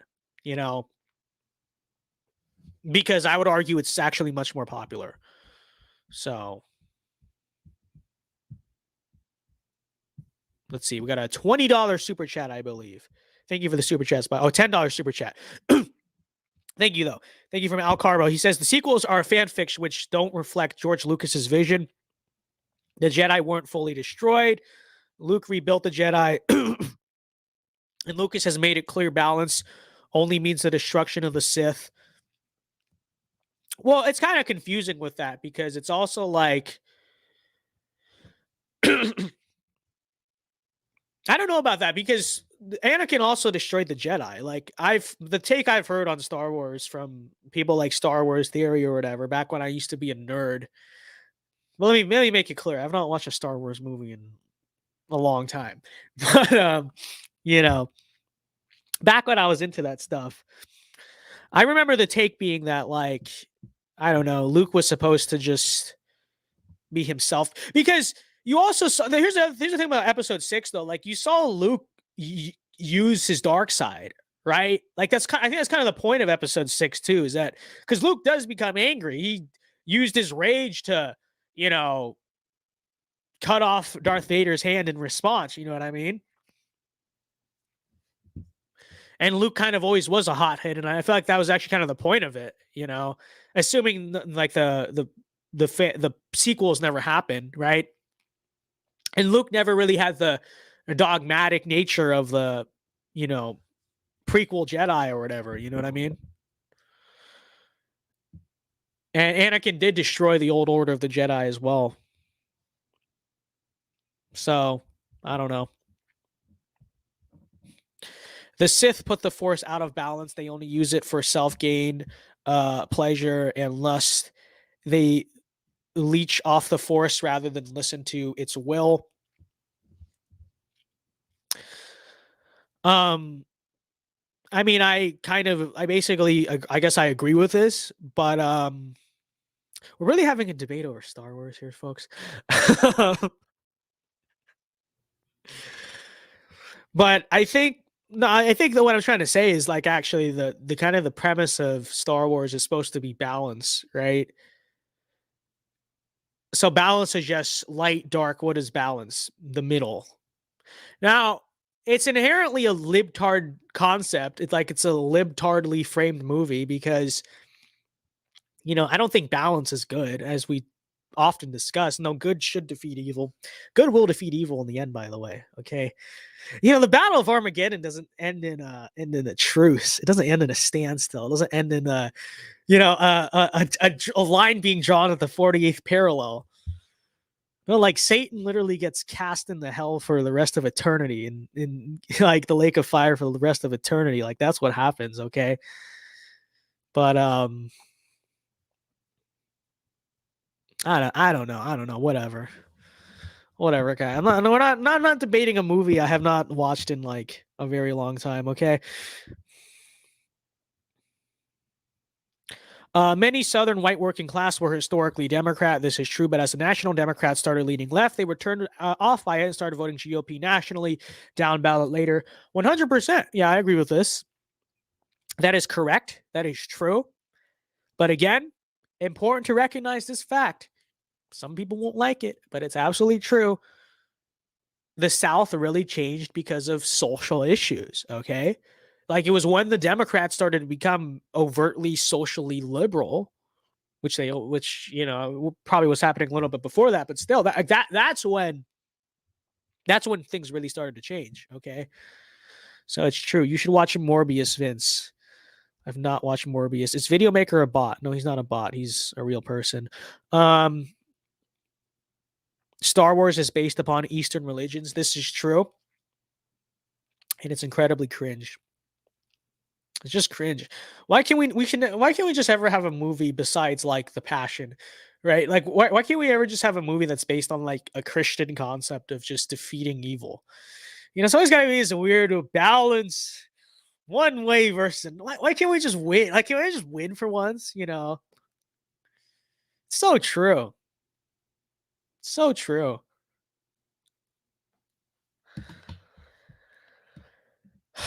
So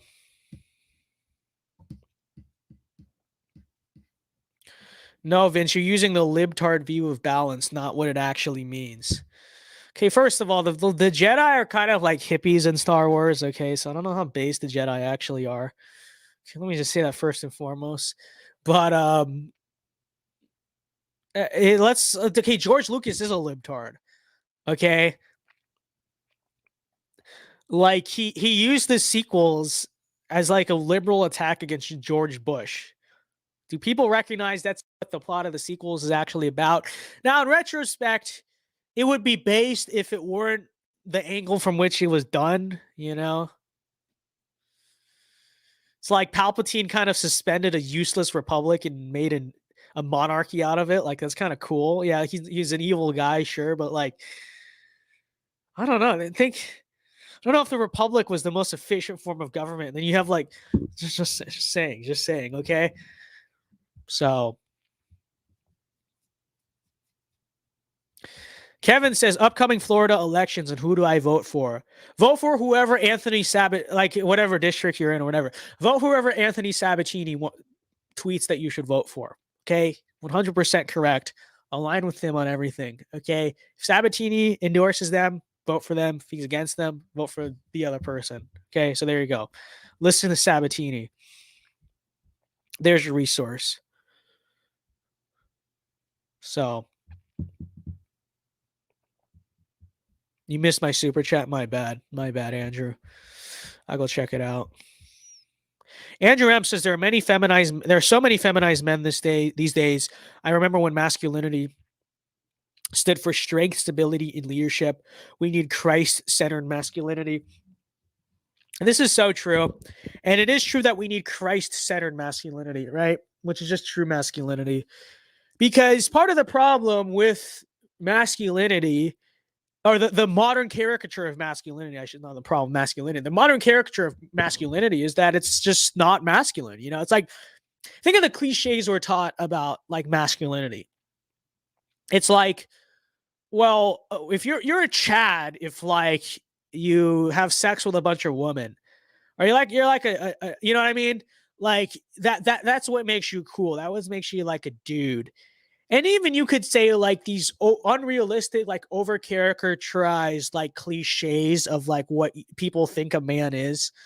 It's just like, and you know, I'm all in favor of working out and being in shape and you know, honoring your body as a temple that God gives you, right? Obviously, but like, you know, you could even say like the whole culture that like masculinity is literally like just about the weight you lift or like the girls you can attract or whatever other like caricature you can, like modernist caricature, and like that's not what masculinity ultimately is about. I would argue that masculinity ultimately is about your ability to make sacrifices for, not I want to just say others, but for the others that you have a duty to, right? And so that is God, that is family, that is community, right? And really, I would also argue having like a sense of stoic, you know, acceptance of that just being your duty and of fulfilling your duty. Like that's what real masculinity is. That's what it means to be masculine. What it means to be a man. You know what I mean? That's what masculinity is, and that's what Christ-centered masculinity is. And people don't understand this. And so they think if you're a MGTOW, you know, be a Sigma male, you know, I'm just like, I don't do anything for society. That makes me a Chad. No, it does. Like, I'm just like a menace to my own community. And that I'm a Sigma male. I'm a Chad for that. It makes me masculine. No, it doesn't. Because someone who is truly masculine is a servant to their community. You know what I mean? They take care of something beyond themselves, right? Being selfish is inherently not masculine. Okay. Like being masculine isn't like, I'm going to be a finance bro and I'm just going to live the Playboy Hugh Hefner lifestyle. Just run through a bunch of women, you know, just be single my whole life, never have kids. It's like, no, that's not masculine. That's just not masculine. You could say it's effeminate, but it's definitely not masculine, right? Because the masculine thing to do is what? The masculine thing to do is to get married, to have family, to have a bunch of kids, and to provide for them, to work to provide for them, right? To be their provider, to be their protector. That is masculine. And to fulfill that duty, right? That makes you masculine. That makes you a man. Okay. What makes you like your level of masculinity should be measured by your ability to fulfill your duties to things beyond yourself. Okay. And that obviously, that includes God, obviously. That includes your relationship with God and your walk with God, obviously. You know, but that's what masculinity is. That's what masculinity means. You know, you can make the same argument. You can make the argument that the same is true of femininity, right? It's not about like, yeah, you should dress modestly, but it's not about like how close your dress is to your ankles more so than it is about, you know, I would argue what is the maternal duty? What is the feminine duty? Is more so like to nurture, right? To nurture, to raise, right? To raise children, to nurture communities, right? To beautify them, etc., right?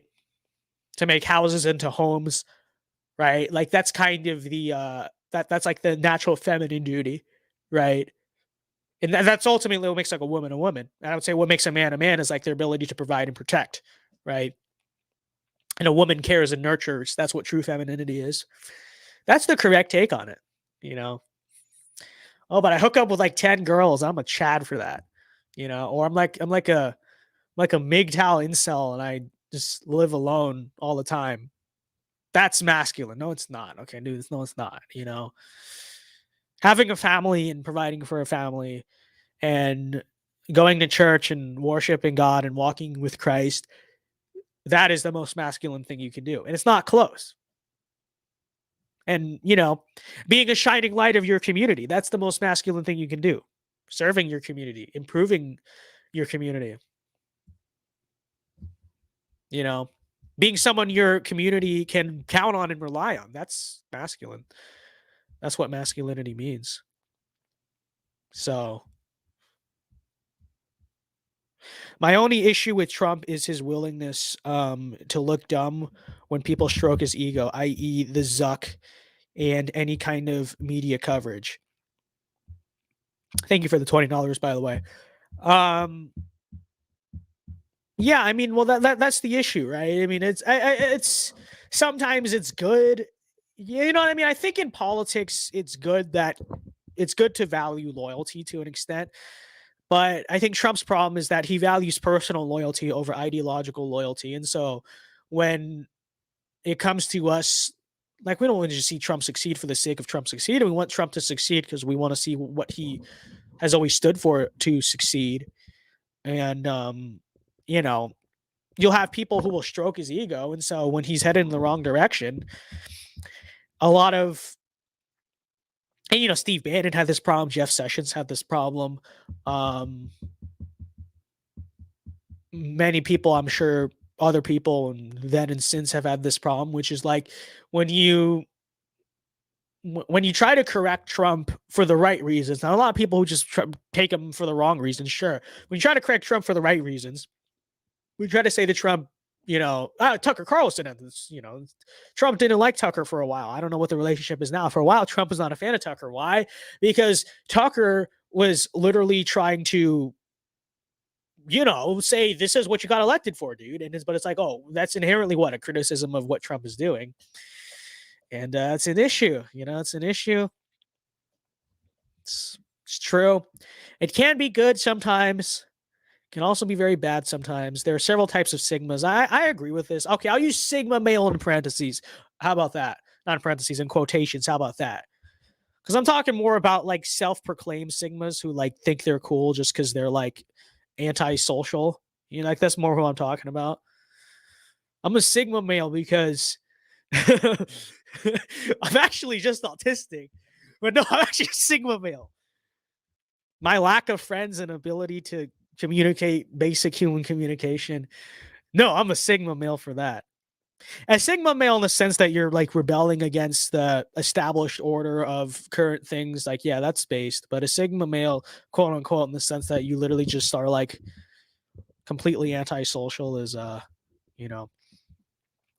Republic's bureaucracy and corruption is supposed to be viewed as bad. The prequels were written in 1994, a decade before the Iraq. I'm just gonna stop fighting you on this because I'm literally just like explaining the things to you that I've heard fools say about Star Wars. Okay, I don't know. Okay, all right, whatever. You win. I don't care. I do not care enough about this. Thank you for the super chats, by the way, though. But let me just say, I do not care enough about this to fight you on this. Okay. We're talking about a hypothetical movie that has like I just don't care. I just don't care. Okay. What do you want me to do? Defend Star Wars? Is it that you don't like when I use the analogy of this is not Star Wars? Because it's not Star Wars. Okay. It's whatever. You win. Okay. I punt. Can talk about real life stuff. I'm actually just autistic. VinceDao 2022. True. So Star Wars apologetics. It's real. Episode 3 was more specifically anti-Bush. That was what I was talking about. That VinceDao vindicated. VinceDao vindicated. Take that, Al. Take that, Al. I called it. I knew it.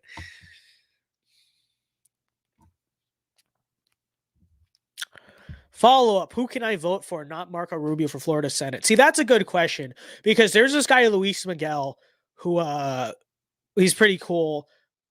Spoke at a rally he was doing like last year. He was running for Senate and then he actually dropped out of that race to run for State House which I guess is good. Because, he can actually win that. And, his campaign sadly was not getting traction, which is unfortunate. But that was my answer for the longest time. And now I don't have one. I don't know. I haven't even researched who I'm going to vote for in that Senate primary. So I don't know. Maybe we'll research it together and we'll make this decision next stream. Because I don't know. But definitely don't vote for Marco in the primary. Let's just make a statement. All the people running against Marco have not even raised 5,000 combined. Yeah, I know. That's the problem. It's like, what are you gonna do?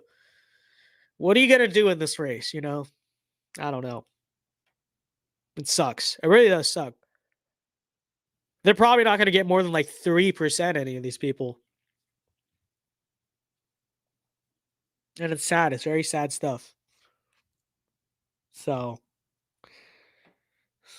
leave it blank. I don't even know. Just check off something, but that's why I don't even know who any of them are, because it's just like they're not doing anything. So it's sad. Marco sucks too. He really does. And sadly, when you actually assess his record, he's actually one of the better Republicans in the Senate, ironically, which is sad too. But I do have to say, I have a lot of friends who work on the Rubio campaign, mainly because, okay, you know what? I don't care. Mainly because, you see, what they basically have been doing is they basically been going to like the kind of like the college Republican groups around the state and like trying to basically get interns out of these places, okay, and get like door knockers and stuff like that. And they make it sound like a really good opportunity. And they did it like last year or something like that. So they really like got in before like even DeSantis or any of like the better people had a campaign going. And so, long story short, I know a bunch of people who don't even like Marco, but they're working for his campaign because it's just like, oh, I don't know, got to get my rounds in. It's an opportunity. What am I supposed to do? I'm like, dude, I don't know. Sabatini isn't that far from us, dude. Like, just do it. Whatever. It's not up to me. Okay, not up to me. But But with that said, that's not the point of it. The point of it is to say that I have been told that door knocking for Marco Rubio is an incredibly miserable process because nobody even likes it. Okay, and will they vote for it? Probably, sure. But I have to tell you, I have some friends who've been like, yeah, I've been door knocking for Marco, and it's like it just sucks because they'll basically grill me. They'll be like, well, Marco's not a conservative. Marco sucks, and I don't even know what to say because I agree with them, and it's so true. I feel bad for them. At the same time, though, I don't. Why are you working for Marco Rubio? Why are you? Gotta get my rounds in, dude. For what? No respect. Just walk off the campaign. What are they gonna? What do you think Marco Rubio is gonna give you? Really? Whatever. So they just help him only to help themselves. Cringe. I mean, it's like, is it a pretty common process in politics? Yes, but I would really argue that door knocking for a political campaign is not impressive. Okay, like I understand interning in DC for something you don't entirely agree with. Like I could get that. I kind of understand why people do that. Because you actually are being exposed to something of a network, and there's something like you're doing something. Like I kind of get that. I understand like the nonprofit route or the think tank route. I see that. I see why people want to do that, and I see why it's actually effective to want to march through those institutions because they're permanent institutions, right? It's like, I don't know, name a DC organization. I don't know. American Conservative Union. I don't know. Let's just pick out that one. Okay. It's like, I could see the utility of number one, why interning there or whatever might help you in the long run. But also number two, why it's kind of effective. You could even lump the RNC into this, right? Why it's effective to want to eventually climb the ladders in those places and hopefully maybe change them for the better, That's how a long march works.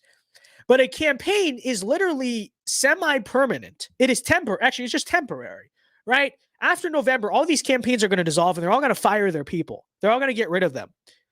So you gain nothing. And maybe they'll bring you back for the next election. But after that, they're done with you. After the 2 terms, they're not doing this again. You know, like how does that actually help you? And then when you're going on now, if you want to help a campaign because you just agree with it, that's noble. Okay. But if you're going to just I don't understand the point of helping a political campaign that you don't even like, but doing it because you're like, well, I'm just trying to get my rounds in. Because how does it even help you? Oh, you get to say on a resume, what did you do? I door knocked and I phone banked. Guess what? Every freaking person in politics has door knocked or phone banked. It doesn't make you cool. It doesn't make you impressive. You know? Yes, someone has to do those things, which is why you should want to do those things for candidates who are on our side. 100%.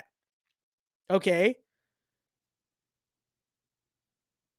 But the idea of door knocking, the idea of just doing the grunt work for political campaigns that hate you and hate our ideas, what is the point of that?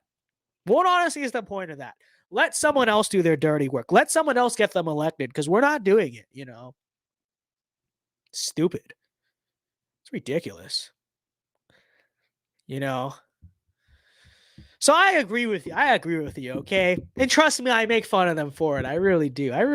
Okay. Let's be clear. I do not let them off the hook for that. I mean, they're still my friends, you know, but I make fun of them all the time. And it's so funny because they just have to sit there and take it because they agree. They literally agree. They're just like, oh, gotta do it. No, you don't have to do it though. You don't have to do it.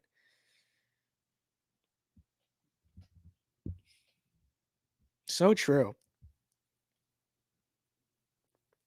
I wish Rubio had a primary challenger. He's a cringe establishmentarian. Fully agree with you. Rubio's going to have to say something very stupid to be taken down. Well, that's the thing is that I think he's sort of navigated his optics since 2016 to just survive, you know, and so I think that's part of the reason why. So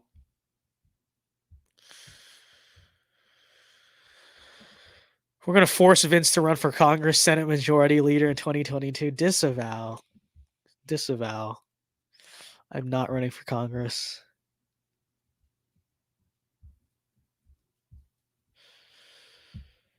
Right in VinceDao. Right in VinceDao in the Florida primaries. That would actually be hilarious. Working for an established candidate is cringe, but newer, better candidates is way more important. And this is true too, right? Because if it's someone who is like someone running in the cycle, like Blake Masters, like Sabatini, like Vance, you might actually end up in their DC office, right? From doing that because they don't have a DC office yet. So there's something of an opportunity there. Marco Rubio is not hiring you for his DC office because you door knocked for him. It's just so true. It's just so true. So, Vince, I'm asking you very nicely for you to run. You don't understand. You guys don't understand my role. Okay, I know my role. I know my role. You guys don't get it. Okay, my role is not as a politician. I'm not a politician. Okay, I'm a commentator. I'm a speaker. I'm a spreader of ideas. I lead a nonprofit. Okay, I'm like the more or less the face of that organization, but that's the role. That's the role. Okay, we are Overton window pushers. Okay, that's what it is. We're not politicians. Okay, I want to be the person who gives the ideas to the politicians and hold the politicians accountable. It's true. Because if I wanted to be a politician right now, you'd see a very different side of me. Because you know what I'd be doing? I'd be doing right now. I would be like, I wouldn't really be doing this social media thing so much as I'd be like maybe trying to fly under the radar, kind of like trying to make the right networks, right? Make the right friends, etc. I don't want to do all that stuff though. I don't want to do that stuff. I just want to be me, you know? And I will be me. Why? Because I'm a commentator. That's what I do. It's who I am. Okay. We're going to start a door knocking campaign in Florida to get Vince Dow to win the Senate seat as write-in candidate. So true. So true. I'm taking a picture of this. So true. Literally the case. It's happening. It is so real. Okay. Vince is the media and influencer for people to run. It's true. It's true.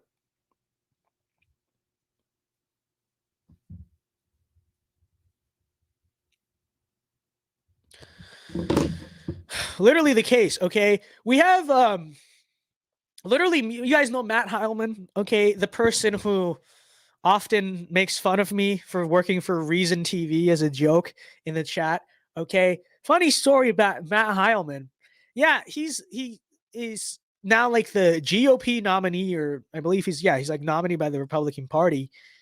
He's about to become a state legislator in North Dakota. Okay, so you can't say we're not doing that. Okay, we are doing this. Okay, the community, I endorse you guys all running for office. It's not my job, it's your job. Okay, so yeah, that's so true. With Matt as the inspiration, okay, we're about to have a literal Vince Dow nationalist in the Dakota State Legislature. Let me just say, why don't you run for office? Huh? Why don't you run for office?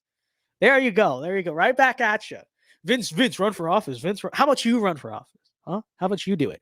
Because you know what? You can, because you don't have a long history of saying things online that have a bunch of hit pieces about you. You have that advantage that I don't. Okay, but we have the same ideas.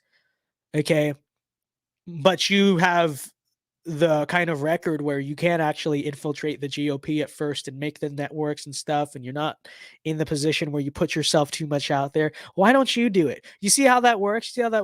Okay. It's true. But nobody takes this into account. All right. Vince should become dictator of America. See, that I would do. But democracy is... Well, I mean, listen. Do you guys see the... Listen, okay. Let me just say this. I rail against democracy all the time. Okay? Let me just say, though, at the same time, I don't think it's a good idea for politicians to rail against democracy because they're technically trying to engage in that. Or I know it's a republic, but you know what I'm saying? Okay. So I can be this commentator person and be philosophically anti-democracy. Okay, that's fine. But how am I going to run for office and like basically just have all these videos of me saying people shouldn't vote? Okay, which is not my unironic take. My take is more so that like voting should be very restrictive. Like, I guess that would be kind of my ideal America. I wouldn't mind an American Caesar either, but you know what I'm saying? But like, still.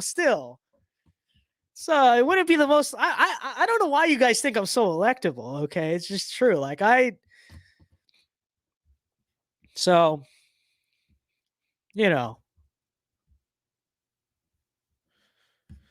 Vince got 100 more billion votes. Real. So true. I bet Vince can't even find the state of Ohio. That's insulting. I've literally been to Ohio. I've given a speech in Ohio. How dare you say that?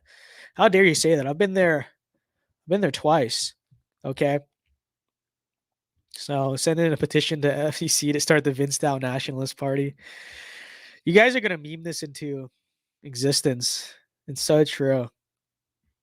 Wow, big stuff. You can make a political dynasty with your black son. Yeah, my black son can run for office, okay? He can do it.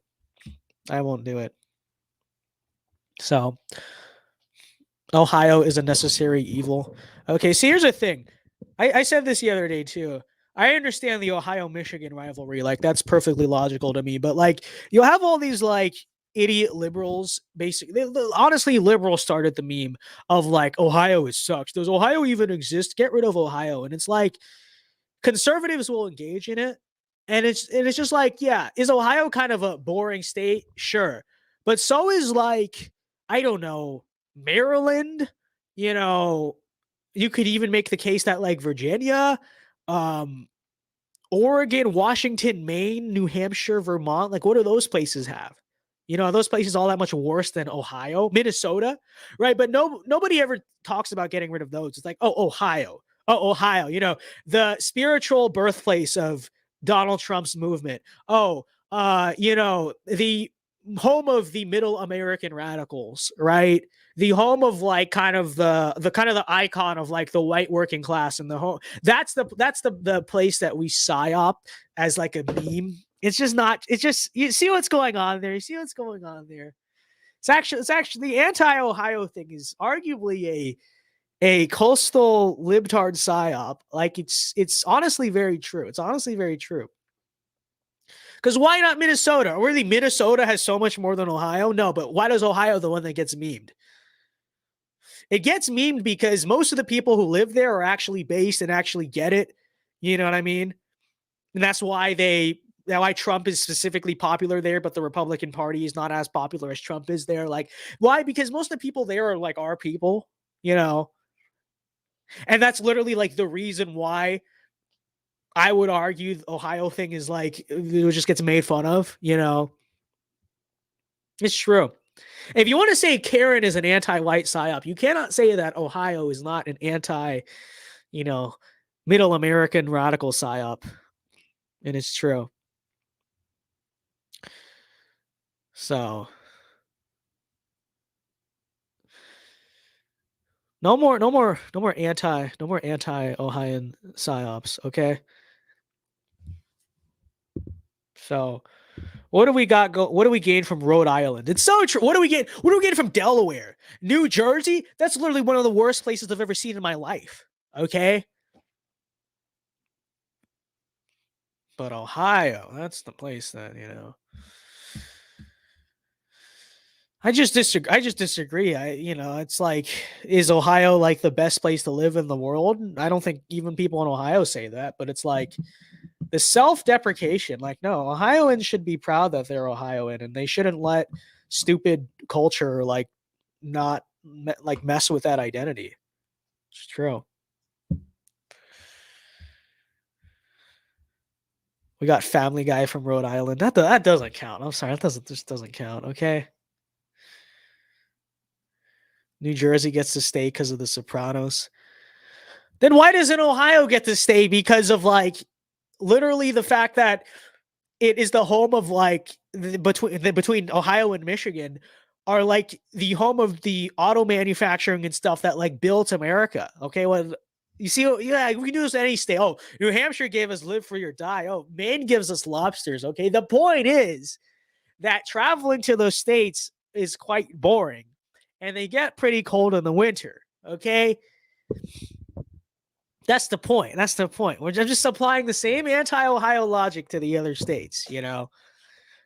How much fun is Maryland? Yeah, but the forests are pretty. Yeah, it's like, okay, fine. Ohio has lakes. Sure. Yeah, it doesn't have the prettiest, like, you know, best looking landscape ever, but is it even like the worst in the country? I don't know. I don't know if Ohio is even like the ugliest state in the country, if I'm being honest.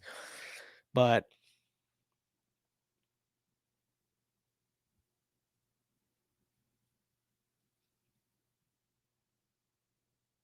so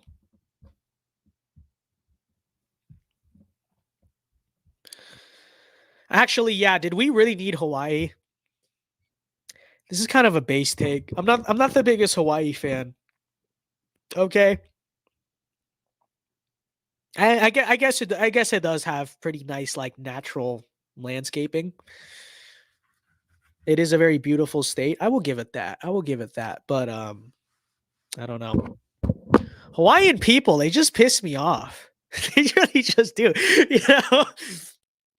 I've had this running joke with a Hawaiian friend since like 10th grade or so that I'm just like, you people are just like lazy, okay? They're like, and I get it because they're just always like mahalo, dude. But they have like this very, and you'll know, I just notice this from Hawaiian people a lot too. It's like that. I think it's just the beach. It's just like the nice weather all the time. It makes them so complicit in everything. They just have like the laziest, like most unproductive, most like nonchalant attitude towards things, you know?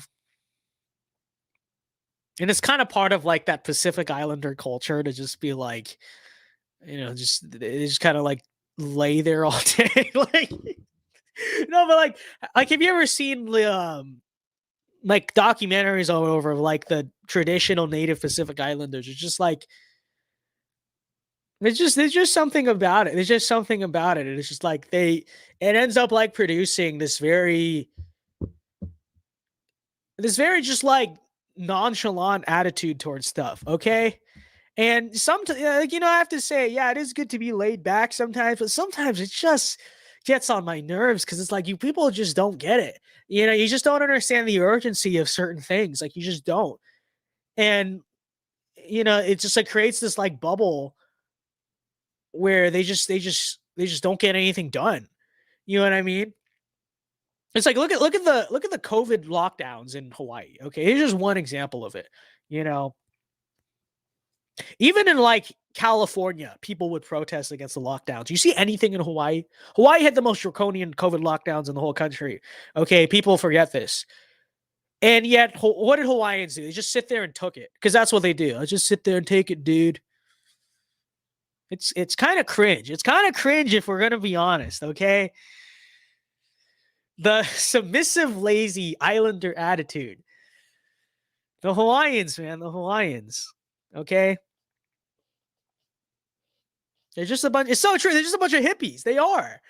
They're a bunch of lazy hippies.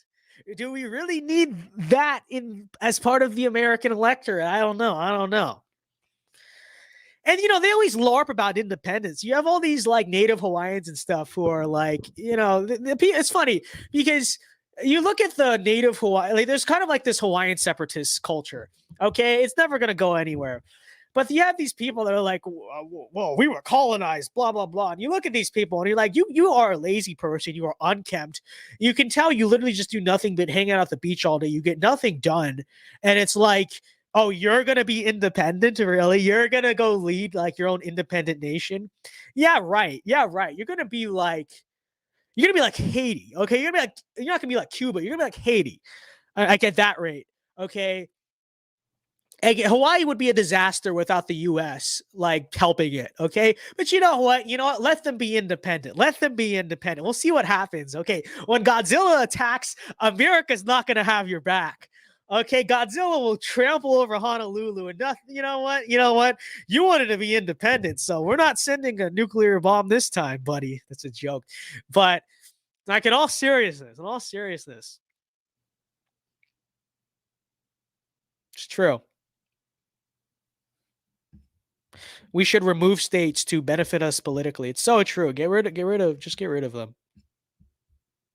No, keep them, but just disenfranchise them. There you go. That's the correct take. Besides Hawaii, I'm fine getting rid of Hawaii, but you don't have to. Washington, Oregon, even California. There's a lot there. I'm not the biggest New York fan, but like, etc. But like, you can keep our legacy states, just disenfranchise them. There's the correct take.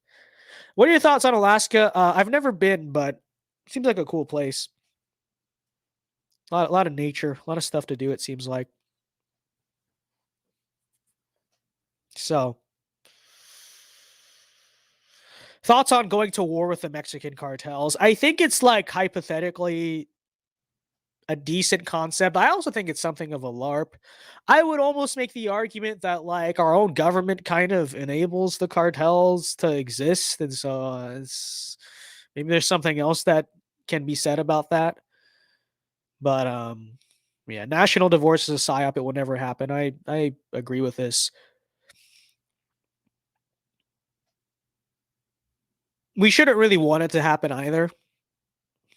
Honestly, in 2021, when I was really black-pilled, I kind of saw it more as like I never thought states were going to secede or something, but in terms of like just decentralizing, localizing, etc. But honestly, I'm kind of white-pilled this year. Maybe we could we're not going to win back every state, but maybe we really can just win back the federal system in the country. It's true. That should be our goal. While simultaneously building up states that are ready to defy the feds if we lose that battle. That's correct. Simping for Tucker is also a psyop. Oh yeah, supporting the guy who has mainstreamed our ideas more than anyone else besides, you could say, Trump, in American politics and in the conservative sphere. That's actually a psyop. Yeah, genius take there, Lalo. Genius take. Actually, it's a psyop that like this very influential guy is very powerful and also pushing the Overton window in our direction. Okay. That makes a ton of sense.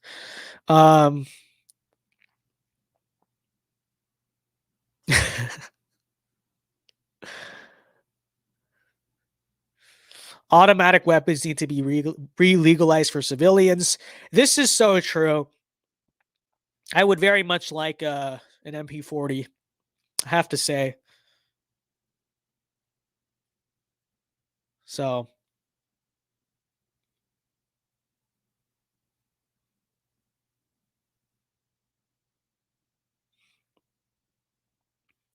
Tucker is very based, except democracy. I agree with that. And by the way, like when he says democracy, he's usually using it to make a point that's based. Okay. And so like, do I necessarily like that framing? No. At the same time, is he just kind of framing the issue in a way that arguably he's just trying to reach the right audience? Also true. So it's not a big deal to me. You know what I mean? It's really not. What is your take on Florida hurricanes? I don't know. I haven't been through one yet. They had that. It wasn't a hurricane. I don't even think it was a tropical storm. I think it reached the level of a tropical storm for a little bit. They had that weather in like Miami. I think it was like last week. We've not gotten that. I mean, I've been in some crazy rainstorms. Don't get me wrong. Never been in a hurricane though. That's yet to happen. So, AK's better than ARs. I strongly disagree with this. I have to say, I don't agree. I don't agree. An AK is better for a guerrilla war. I'll say that. It's kind of what it's designed for, but like still, and that's why like insurgents use them over M16, M4, AR, etc. American made rifles, because like yes, it is good in the sense that it can like you never have to clean it. Basically, like it won't jam on you, but like it's not really that accurate, or it's good for like spraying, you know what I mean? This is what it's good for. By the way, the ammo is too big and too heavy. It's actually not practical. That's why the Soviets actually downgraded when they went to the AK-74. Now I forget exactly what round they use, but it's similar in size to a 5.56. Actually, I think it's a 5.45. Okay, so that's kind of actually a vindication of the American rifle. Okay, but in AR, I have to say overall, it's just better. It's like it's more accurate, it's lighter, it's easier to hold.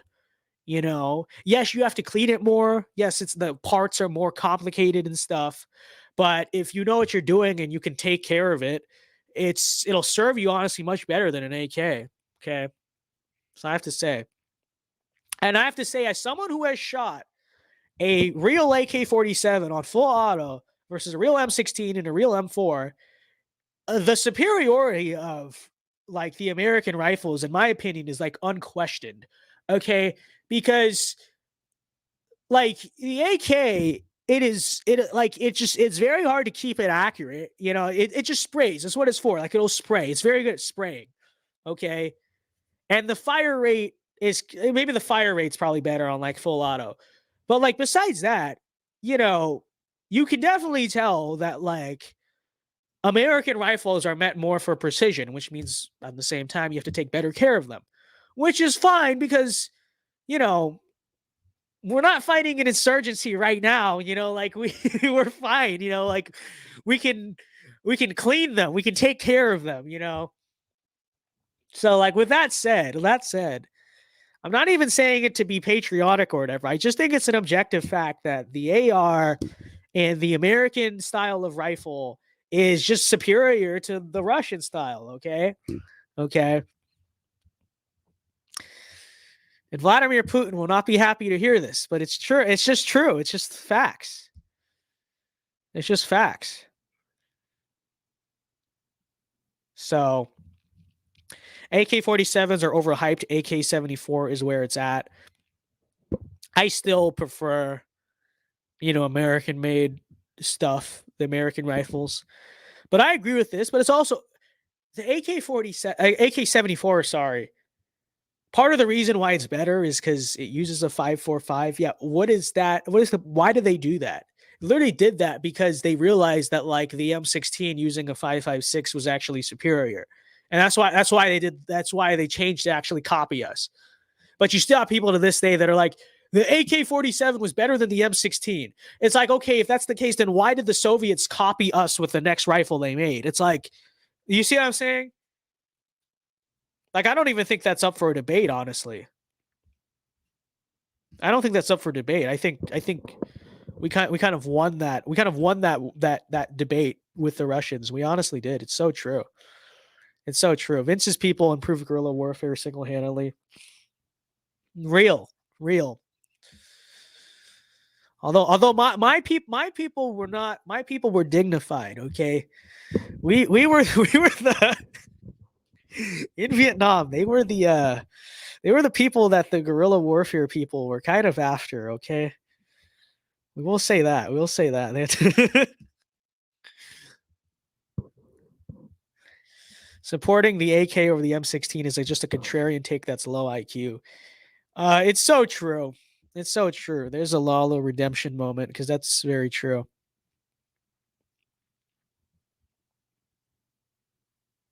So,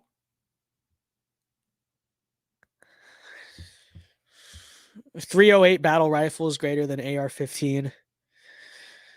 30-06 battle rifles. That's the truth. Although it hurts. Okay, I'm still not used to it. I'm still not used to the freaking recoil on those things. Every time I shoot an M1 Garand, it hurts. It really does. But I'm sure we get used to. But I'm pretty accurate with them. I do have to say. My great grandfather, who fought in World War II, would be very proud. Because he was a skilled marksman. It's true. Runs in the family. You aren't Vietnamese if you don't like AKs. We're literally from the South, buddy. You don't understand this. You don't understand. We don't like the AK people, okay? We don't like them. We think they're dirty and poor and communist, okay? Do you not understand this? Okay. I don't own any because I consider it dual loyalty, but like my family has the yellow flag, not the red one. Okay, let me just say that. Okay, our family are M16 people. Our family's M16 people. Okay. So wait, Vince is no, I'm not an immigrant. I've family obviously are immigrants. So.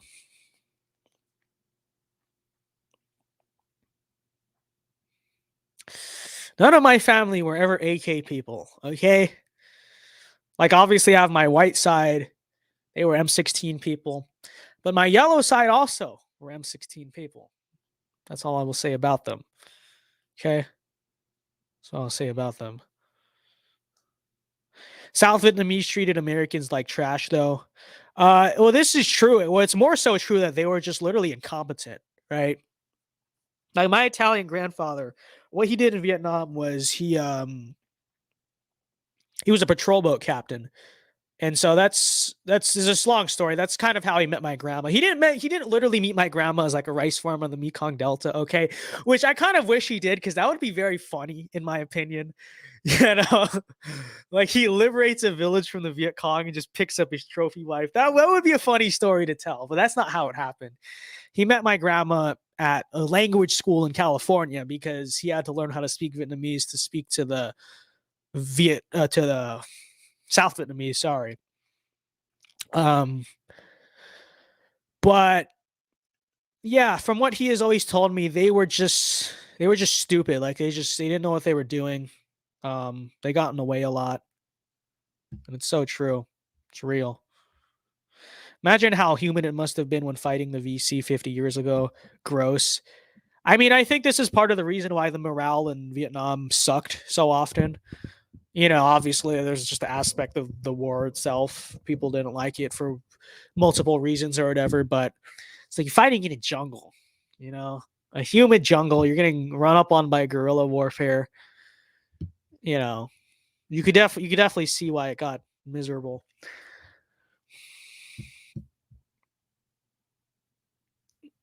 So,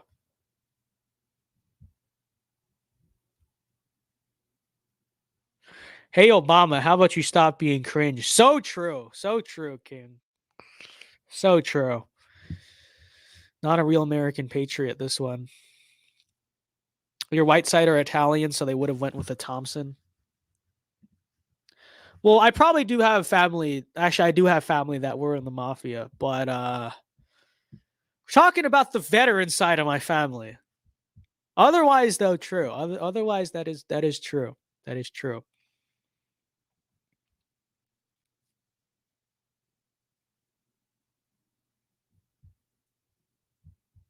So,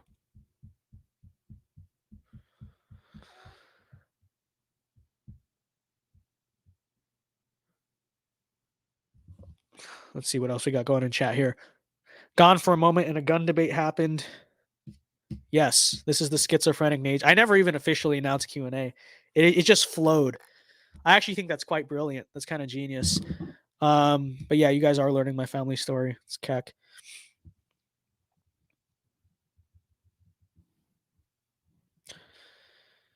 Even though I'm an AK simp, I do love AR. GB, you literally just... So you're going to try it thinking it's so cool. And you're going to be like, the first shot, or if you're doing full auto, probably not. You'll be like, wow, that thing has a kick. And it smells like a lot of smoke. And it's like, yeah, it's cool. It's gimmick. Then after a while, you'll be like, dude, this thing's kind of like impractical. And it's so true. It's so true. Okay? It's real. Nobody understands. If you understand this,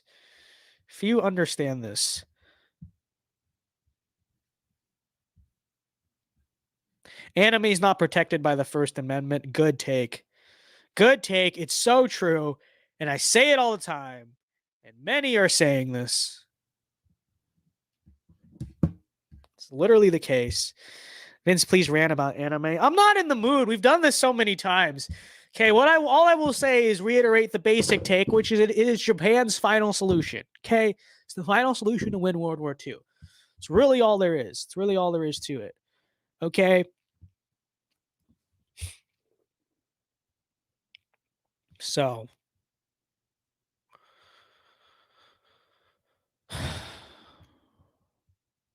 Ghost Star's anime of AOC is protected by the First Amendment. That is true. That is the one thing that is protected by the First Amendment. One form of anime. I guess we could pardon like Dragon Ball Z. I don't know. Fine. I'll make a compromise. Dragon Ball Z gets to stay. I never really was a fan of it, but we can keep Dragon Ball. We're not going to keep Pokemon because the kids who were into Pokemon when I was a little pissed me off. So no Pokemon. No Pokemon. Naruto, I'm a little bit torn. I can be swayed one way or the other. Besides that, none of all the rest of it's got to go. Attack on Titan's got to go. Euphoria has to go. That should go first. Okay, get it out of here.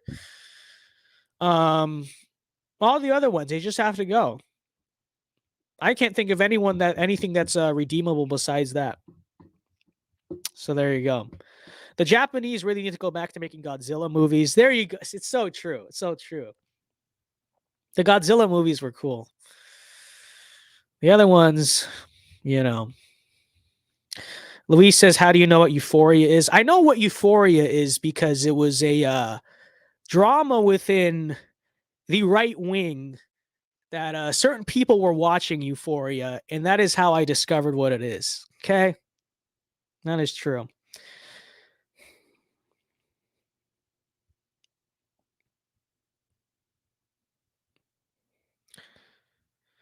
Bro, why are you hate anime? Anime is just Japanese cartoon. What's wrong with cartoon?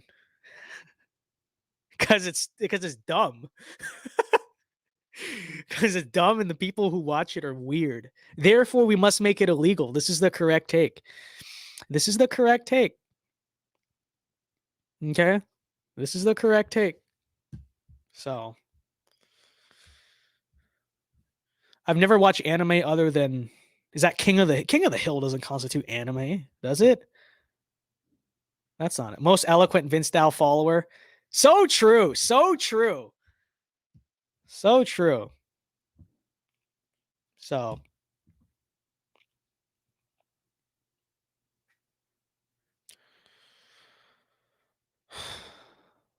Euphoria is an anime, but it should be illegal. No, that's wrong. Euphoria is anime, therefore it should be illegal. I don't care. I don't know what it is really, but I just know it's Japanese and disgusting, and so there you go. Beyblade, okay, fine. Beyblade can stay, I guess. You know, I never was really into any of these things when I was little. I really wasn't. Like there was actually, you know what Japanese thing I liked when I was little? Okay, this is a funny story. I liked Saburo Sakai. Okay. If you don't know who Saburo Sakai is, he is like okay, let me be clear. I LARPed as this guy when I was like 5 years old. Okay. But Saburo Sakai is reportedly the most legendary fighter ace of all time. He flew a Zero during World War II.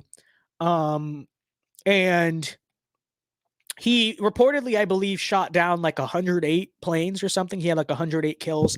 It's probably exaggerated if we're being honest, like 108 kills, really. I don't know. But anyways, he's like a Japanese legend. But I think he died in like 2003. But that's actually kind of like when I was young. That's like the Japanese stuff I was into. Like I liked I was just into like World War II stuff in general. But I always liked the Zero. I just thought it was a cool plane. Although I did like the Hellcat and the Corsair more. Let me be clear about that. Okay. It was not unpatriotic, but I did think the Zero was cool. I did think like the aesthetics of the Japanese Air Force were cool when I was little. You know, that's so funny. Like it's like what Japanese stuff did. I was always built different. It's so true. Because what Japanese stuff did most kids like when they were little? Oh, Dragon Ball Z. Oh, Naruto. Oh, Beyblade. Oh, Ninjago. I don't know if Ninjago really counts as Japanese, but like whatever else. I don't know what Attack on Titan. I don't know. Was that around when we were little?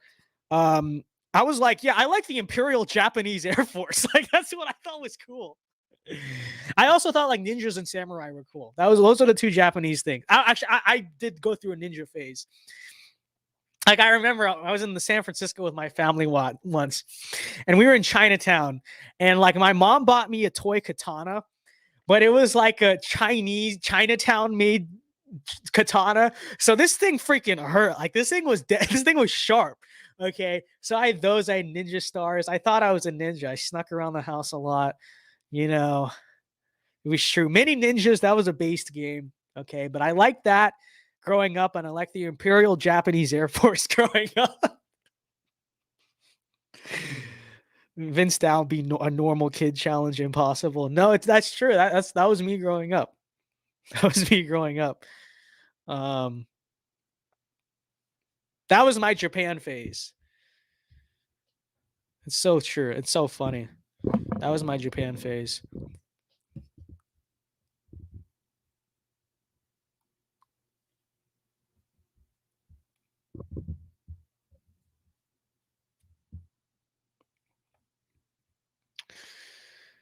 The Dao Dojo alliance is inevitable. That's funny.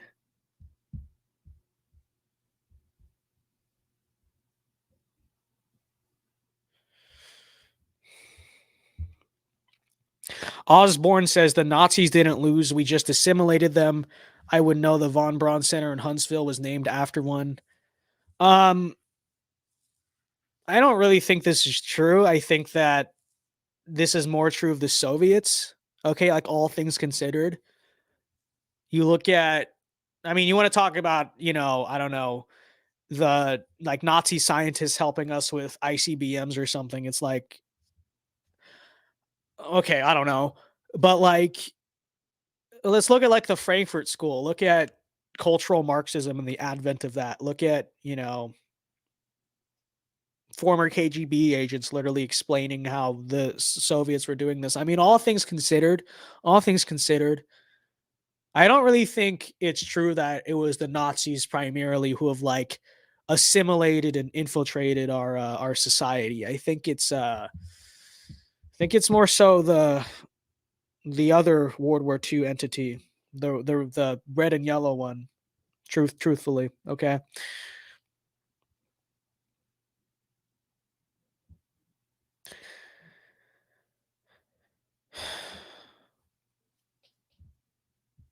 Hence why Hank caught. Okay, I don't know what's going on. So.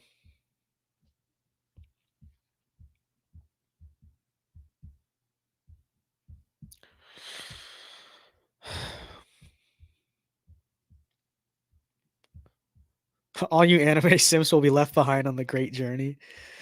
It's so true. You're not going to Mars with us. You are excluded.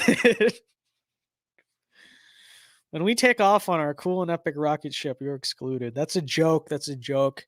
Space sucks. Space is cringe. So true. So true. So what is someone asked Rep, what is your opinion on Godzilla? I won't answer this. The Godzilla movies are pretty cool. The Godzilla 2000 movie, I have to say, is just weird. I don't know. I feel like it was a cool concept, but it was just a bad movie. I don't know if it was a cool concept because they try to make Godzilla like more, I don't know, realistic looking or whatever. They shouldn't have called it Godzilla. They should have just given it a different name, and it might have been a cool concept because it's just like, and it was also just a bad movie. But if you've ever heard of like, I heard like they were gonna make a sequel for it. I don't know if they ended up doing it. That was gonna be like insane. I don't know. So, did you watch Godzilla versus Monkey? Yeah, I enjoyed that. I have to say I enjoyed that. It's one of the few modern movies I've watched. Godzilla versus Monkey. I saw Top Gun. Besides that, I can't think of the last time I really saw like a movie upon release. Like in the past few years, at least. Yeah, I don't know. Oh, like I guess the Jurassic World stuff. That's about it. Godzilla isn't that interesting. It's not supposed to be interesting. It's supposed to be a movie about big giant monsters destroying stuff. That's the point of the movie. That's the point of the movie. Vince saw Morbius 1 more billion times. I've not seen Morbius. What is Morbius? I don't even know what that is. Like I keep seeing the meme for it, and it's like hilarious because it's just like Morbius. But it's almost funnier to me because I don't even really know what it is, but it's just like so random. But I have to figure out what Morbius actually is. It's a Marvel movie. Okay. Vince hasn't seen White People the movie. Very sad. In all fairness, at least I don't know if Top Gun 2 is necessarily White People the movie. Top Gun 1 is White People the movie too. But yes, I will see the Viking movie. Okay, I will go watch the Viking movie. Morbius is the single issue electing a Democrat in Tennessee. Michael Leone. Okay. Okay, that's where the meme came from then.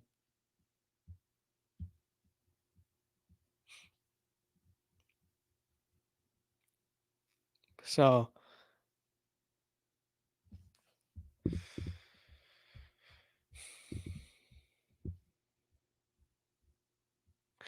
are you talking about the American version 1998 that Godzilla is called Zilla, not Godzilla. But isn't the movie called Godzilla? I'm pretty sure, right? Like the old Godzilla that kind of looks like a T-Rex or whatever. So I love Top Gun. I want to see Top Gun 2 and white people the movie. I think there's a case to be made. Top Gun 1 may be the whitest movie of all time. You know, I don't know. At least it has the whitest soundtrack of all time. I have to say that. Because you have Highway to the Danger Zone, arguably the whitest song ever made. You have Take My Breath Away, arguably the second whitest song ever made. And you also just have the theme song. Oh, you have Great Balls of Fire, which is also one of the whitest songs ever made. And then, of course, you have the Top Gun theme song, which is also true. So, Top Gun 2, not necessarily, right? Although I would still say it is implicitly, at least compared to like modern Hollywood, it's there, it's up there. But Top Gun 1, I would argue, the whitest movie ever made. I don't know. We could debate that. We could see other contenders. I think there's other things that give it a run for their money. But I think Top Gun is up there. Top Gun's definitely got to be top 3 or like top 5. You know what I mean? Top 3 or top 5 for sure. So American Pie, yeah, that could definitely contend for it too. We should make a tier list as a members only video. Whitest movies. This gets W tier for white. The journos will go crazy because I made a tier list of white movies.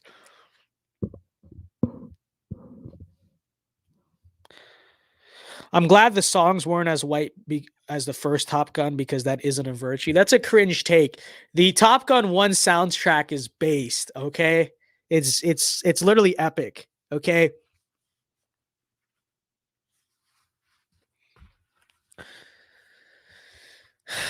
What do you have against Highway to the Danger Zone? It's an epic song.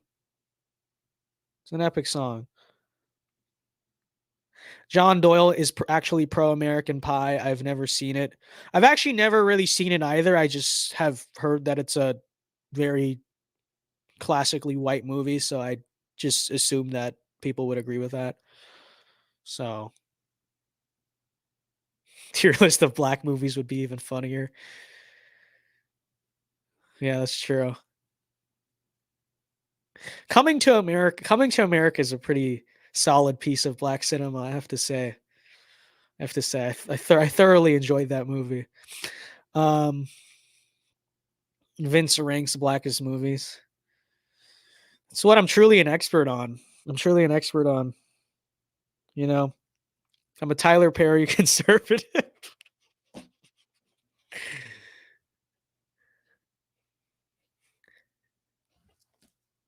No, I've seen like Coming to America and I've seen Uncle Drew. I feel like those are only two movies. I guess I've seen like Straight Outta Compton and like Boys in the Hood. Those are like the 4 culturally black movies I think I've ever seen in my life. I think that's it. Like, what else have I seen? What else counts? I don't even know.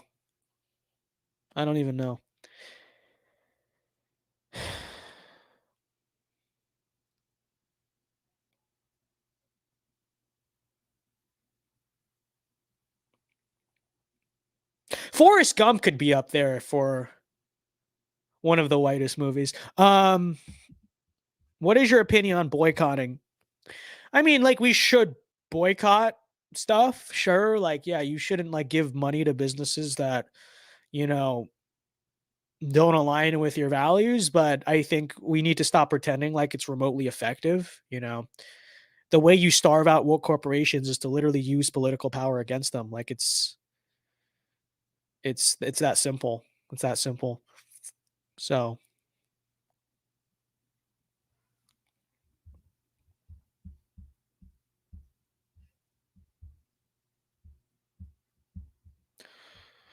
The first Top Gun is objectively a good movie. It's so true. And people who just say it's not a good movie, you don't get it.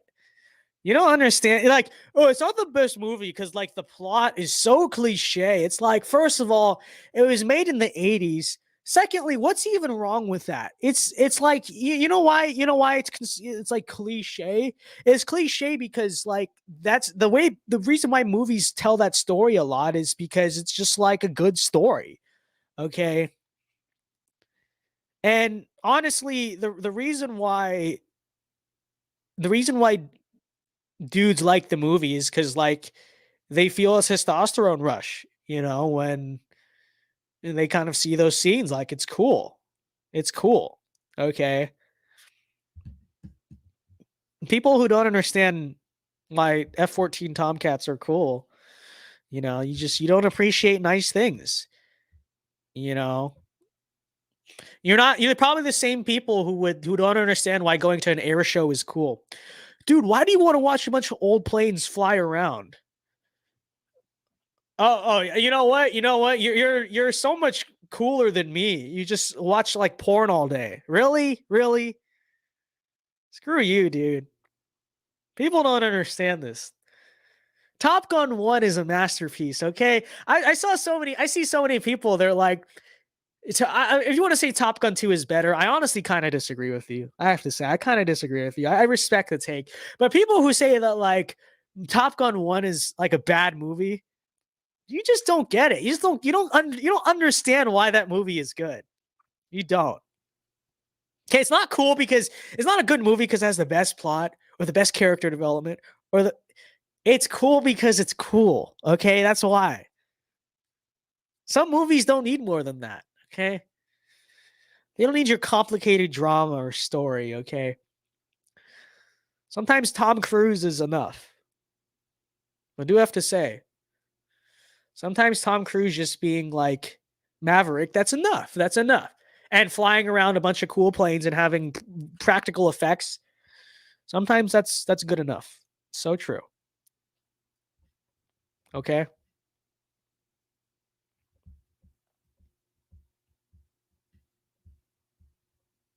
So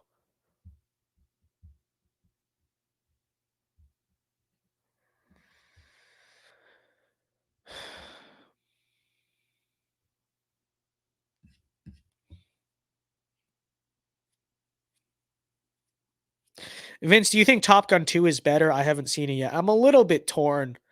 I have to say, I'm a little bit torn. I think it's an overall better movie, like in terms of story and all that. I think it's probably a little bit better. I don't know. There's still something about Top Gun 1 that I feel like it didn't match, but everything logical in my brain says that Top Gun 2 was overall better. So I guess Top Gun 2 is better. I don't know. Go watch it. See for yourself.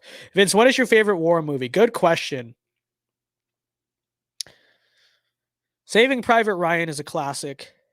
I don't know if I can counter signal it. I might have to go with that answer because I don't know if I can really like give you a better one than that. Let me think about that for a second. I mean, Gettysburg is pretty good. That's a pretty good movie too. 13 Hours, that might just sound like me trying to be like a conservative. But 13 Hours, like the anti-Hillary movie, it's unironically one of the better war movies I've seen. I have to say that. I might just go with Saving Private Ryan. I don't know. Maybe I'll just go with that.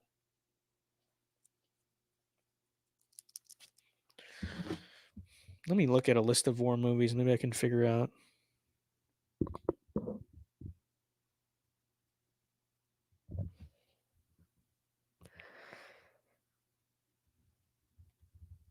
Let's see. Let's see. Maybe let's see if I can give the correct take here. I might have to stick with Saving Private Ryan though, because the entire movie, it's not really that great after like well, it's not that it's bad, but it's not like fantastic after D-Day. But D-Day is enough to make that movie phenomenal. And it's just true. Like it's just too good that like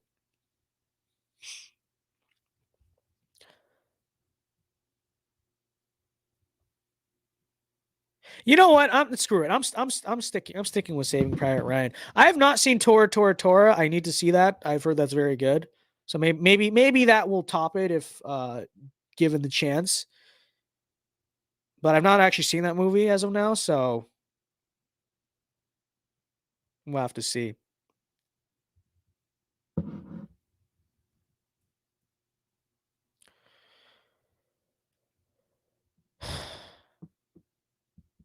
Midway was surprisingly good. Actually, Midway is very good. It's very good because Midway is historically accurate. It's kind of all over, but that's okay. Well, Midway, I might actually have to say Midway. I forgot that movie existed. If you understand the narrative of the Pacific War, you'll know everything that's happening because like it's very funny. Before a few weeks before I saw Midway, I rewatched Battle 360, which is a show I loved when I was a kid, and that's like the story of the USS Enterprise, right? It tells the story of the Pacific War from Pearl Harbor to to not all the way to Japan. I think all the way to like Saipan or something when the Enterprise got taken out. But it's all like basically right on the money.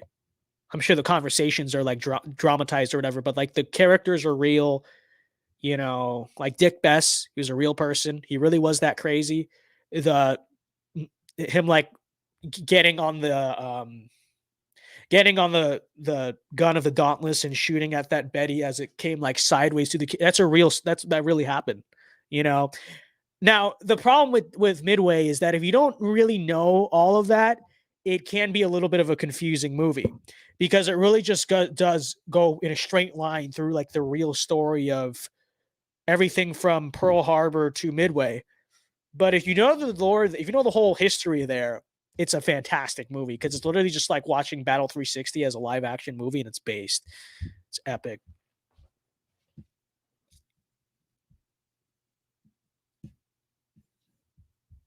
So, Ava Meadows, sorry, I'm a dumb woman. Okay, actually, guys, let me actually introduce this girl. Okay, it's very funny. Should I say it? Should I say it? Should I say it? Should I say it? I know who she is, guys. I know who she is. Okay, I know who she is.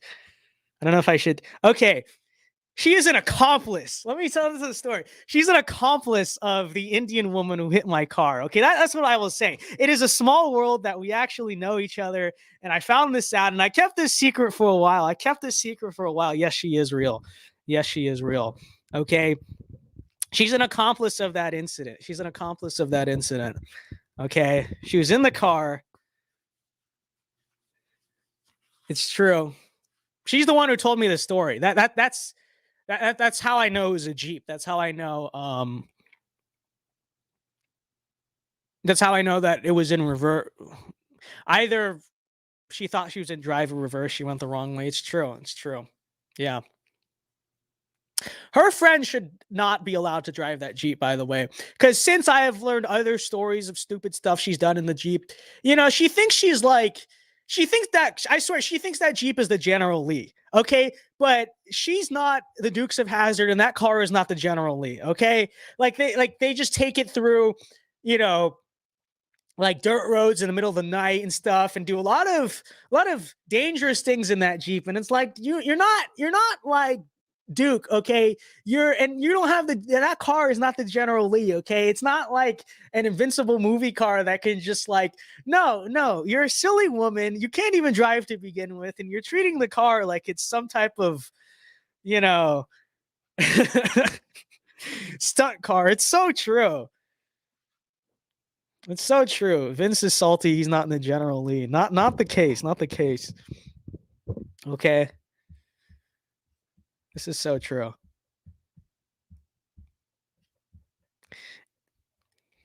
So that is a story. It's a very small world. Is Ava Vince's girlfriend? No, she is not my girlfriend. But yeah, she is real. It's not a fed. It's not a fed. So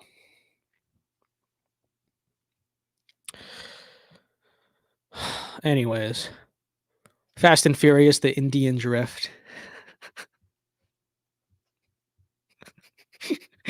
So true. So true. The Longest Day is a much better understanding of the Battle of D-Day than the movie D-Day itself. Are you talking about Saving Private Ryan? I'm not talking.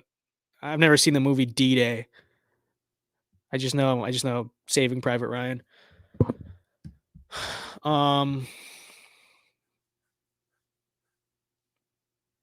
I've legitimately never talked to a woman who likes war movies before. I'm sure they exist, but I just have to say, Ava is one of these people, by the way. But you know what? I don't think there's a single exception to this rule. Every single woman, without exception, and you can make the argument they should just not be allowed to see Top Gun because they just keep ruining the movie for us. Okay. See, guys will watch the movie and be like, what a great piece of cinema. It really kind of is like this cultural symbol of an America we kind of forgot. And what an adrenaline rush those scenes were. How cool it was. Women will watch Top Gun and just be like, Tom Cruise is so hot. Hangman is so hot. Or if they watch the first one, it'd be like, Iceman is so hot. It's like, dude, stop this. Stop this. It's so true, though. It's so true. Many such cases. All such cases, okay? I get it, though. War movies are inherently masculine. That is true. That is true. But I'd appreciate if I could just meet one woman who watches Top Gun and just appreciates it for the movie, but it's like you notice every single time what they post after they watch Top Gun. Every single time. It is like a picture of Tom Cruise or whatever like fighter pilot they think is the most attractive. And it's just like, you know what I mean? Many such cases. It's a sad state of affairs. I mean, I get it. That's just woman for you, okay? Like I understand it, but it angers me. It angers me. It really does. Okay.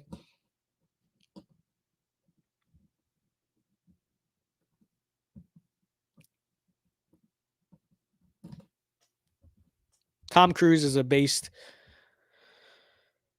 Chivalry emphasizes that men and women are different. You can get rid of it, but the reality doesn't go away. Oh, I fully agree with that. I'm not asking women to change. I just want to be able to make fun of it. Okay.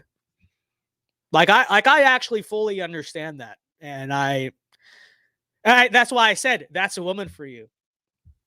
I just enjoy making fun of it. Okay. I just enjoy making fun of it.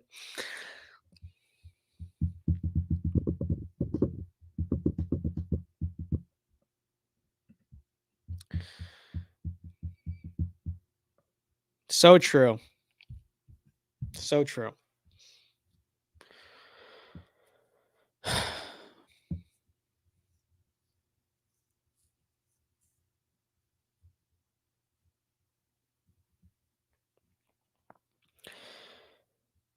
Plot twist, Vince Dow is taking a gender studies class. I would never. What a joke. What a funny joke. So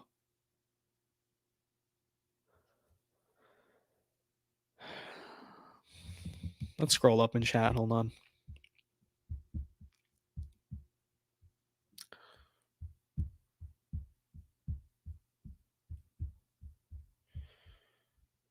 Ava says opinion on girls driving. Should be illegal.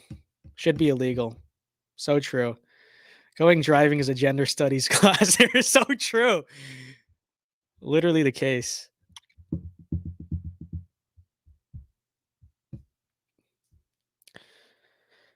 Are you feeling better? Yeah, I mean, I'm getting a little stuffy right now, actually, but no, I was fine. I was fine. My immune system is fine. I came down with a fever, and it was gone. And like I slept it off in 24 hours. You see. I don't know why a lot of right wing people have compromised immune systems. It's a weird phenomenon. I don't know. I think it's mainly because, like, I don't know, there's just a lot of people who have like old parents or like in vitro or whatever. Because you ever notice that?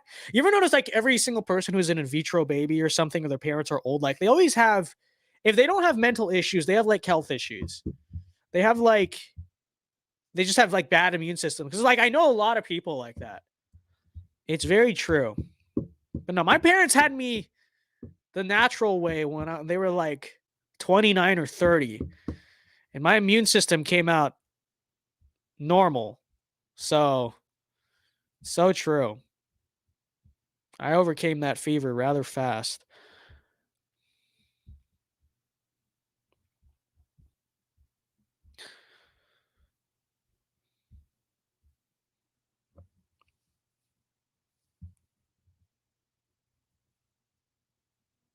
So we'll end the stream soon.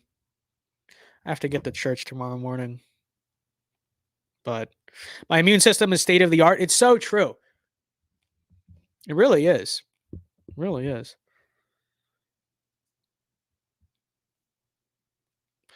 Well, if we build our cities for walking and not driving, women would drive less. Okay, listen, buddy. Listen here, buddy. No, the answer is that men should just drive women around, okay? I would not let a girlfriend drive me around. I'm the one who's driving. Like, it's true. It's true. Don't use that as an excuse. It's like saying, that's like saying that if we just didn't have guns, then shootings wouldn't be a problem. It's like, no, people are the problem, not the guns. Same thing here. Same thing here, okay? Okay. It's true. Getting drove around by a woman is emasculating. Yeah, unless it's your mom or grandma. It's 100% true for the most part.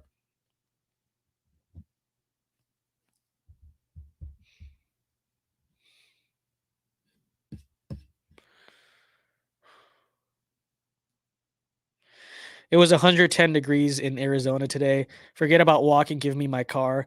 It's just 100%.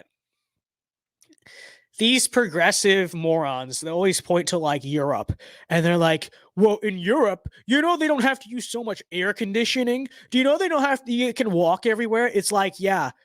Well, guess what? In America, the climate is more extreme, dummy. It's so true. It's like, remember, this was kind of like memed in like 2016, 2017, but I think it was like BuzzFeed or something wrote an article about like air conditioning. And it was like, Europe doesn't need so much air conditioning. Why does America use so much air conditioning? That's so bad for the environment, dude. Because America is much warmer than Europe is. Stupid people. Stupid people. Yeah, you know what? We should just make Phoenix, Arizona a walkable city. That's what we need. We need a walkable Phoenix, Arizona. That's just what the doctor ordered. Now we are a 21st century country. Okay, have fun with that. Have fun with that.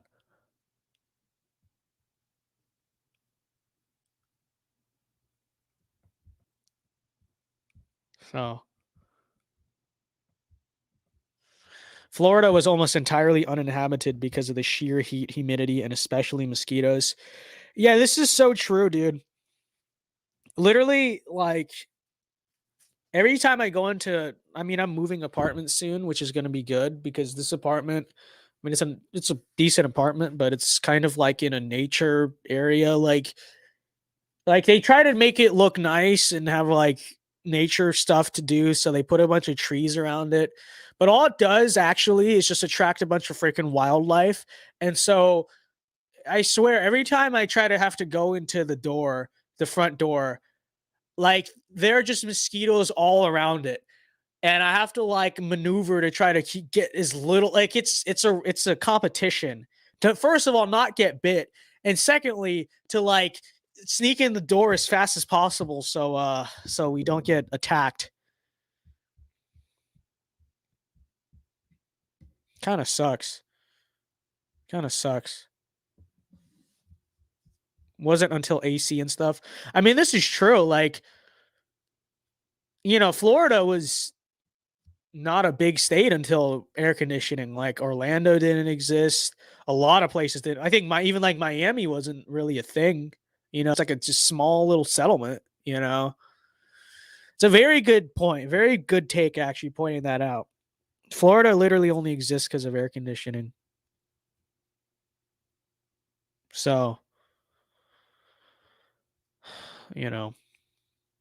we'll end at midnight. We will end at midnight.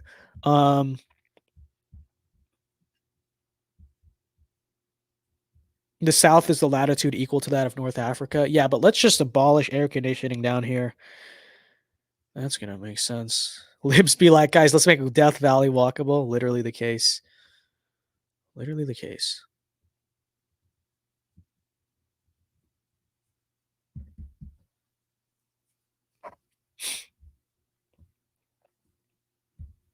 Thoughts on incels? Do looks only matter? And what changes can we make things more equal men? Okay, wait. Okay, so thoughts on incels, but do looks only matter? So you're talking about like incels as like a right-wing cultural movement, or incels as just in like people who just like can't attract women because you suggest because like do looks only matter? It's not that they don't matter entirely, but yeah, in many ways it is about how confident you are in the way you present yourself. I mean, in many cases you can overcome not being good looking by, approaching it the right way. And this is true. And I'd argue this is more true of men trying to get women than women, trying to get men or whatever. Because women are more, I guess, emotional creatures in that sense. So it works better. But there you go. And what changes can we do to make things more equal to men? I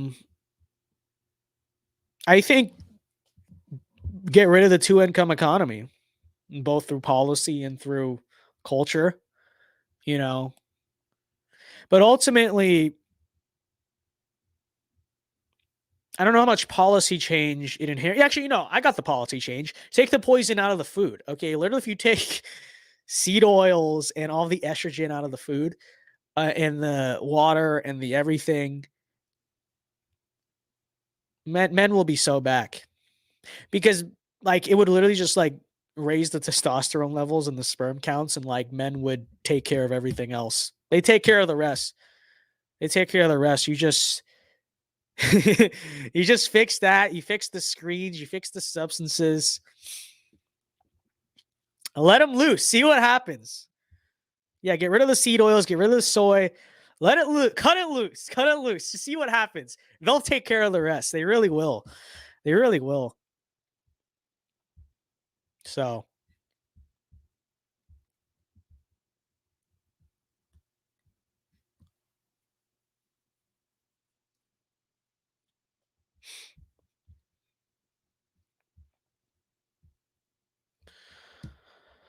Thoughts on incels as people? Well, so as in like people who just can't attract women. Like we're not talking about like right-wing incel culture. Then yeah, I mean, yes, I think it's more of oftentimes a mentality thing. So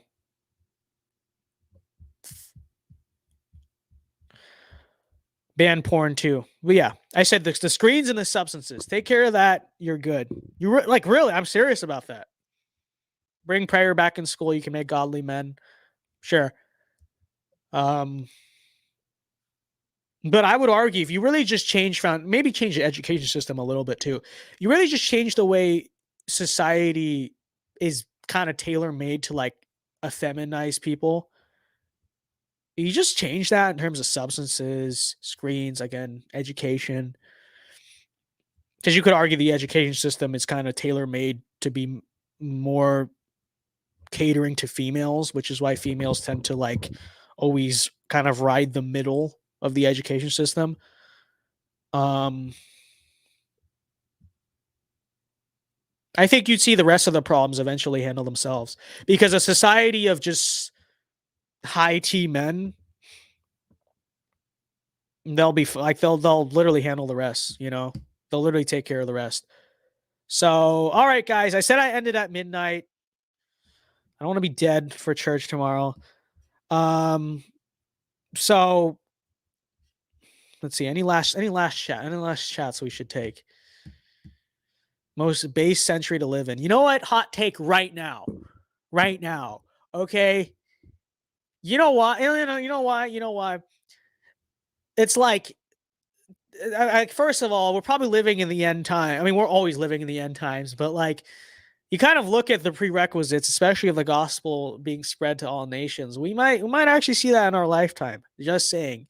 But even so, it's like, yeah, we're living at a very precarious moment in history, but you know, we can complain about that and say the people in the 50s had it good, or the people in the 1400s had it good or something. But like, you know, we're here and they're not. It's just true. Okay.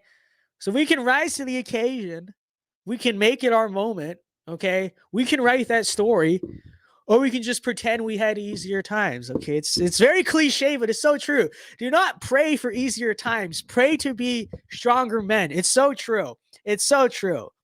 So I will say this is the most base century to live in, not because the conditions are based, but because the opportunity we have to literally write the second greatest story in human history besides the first one that you know, okay? It's going to be epic. Do you not understand this? Do you not understand this? Okay. So it is unironically right now. It's unironically right now. Okay. I would not want to live in any other century. Okay. It's true. It's true. But anyways, guys, thank you very much for watching. I'll end the stream here. But be sure to leave a like on the stream before you go. I'm getting kind of tired. But God bless you all. Hope you have a wonderful night. And peace. Yeah. In leaving it, I do so with this prayer. May God's grace be with you in all the days ahead.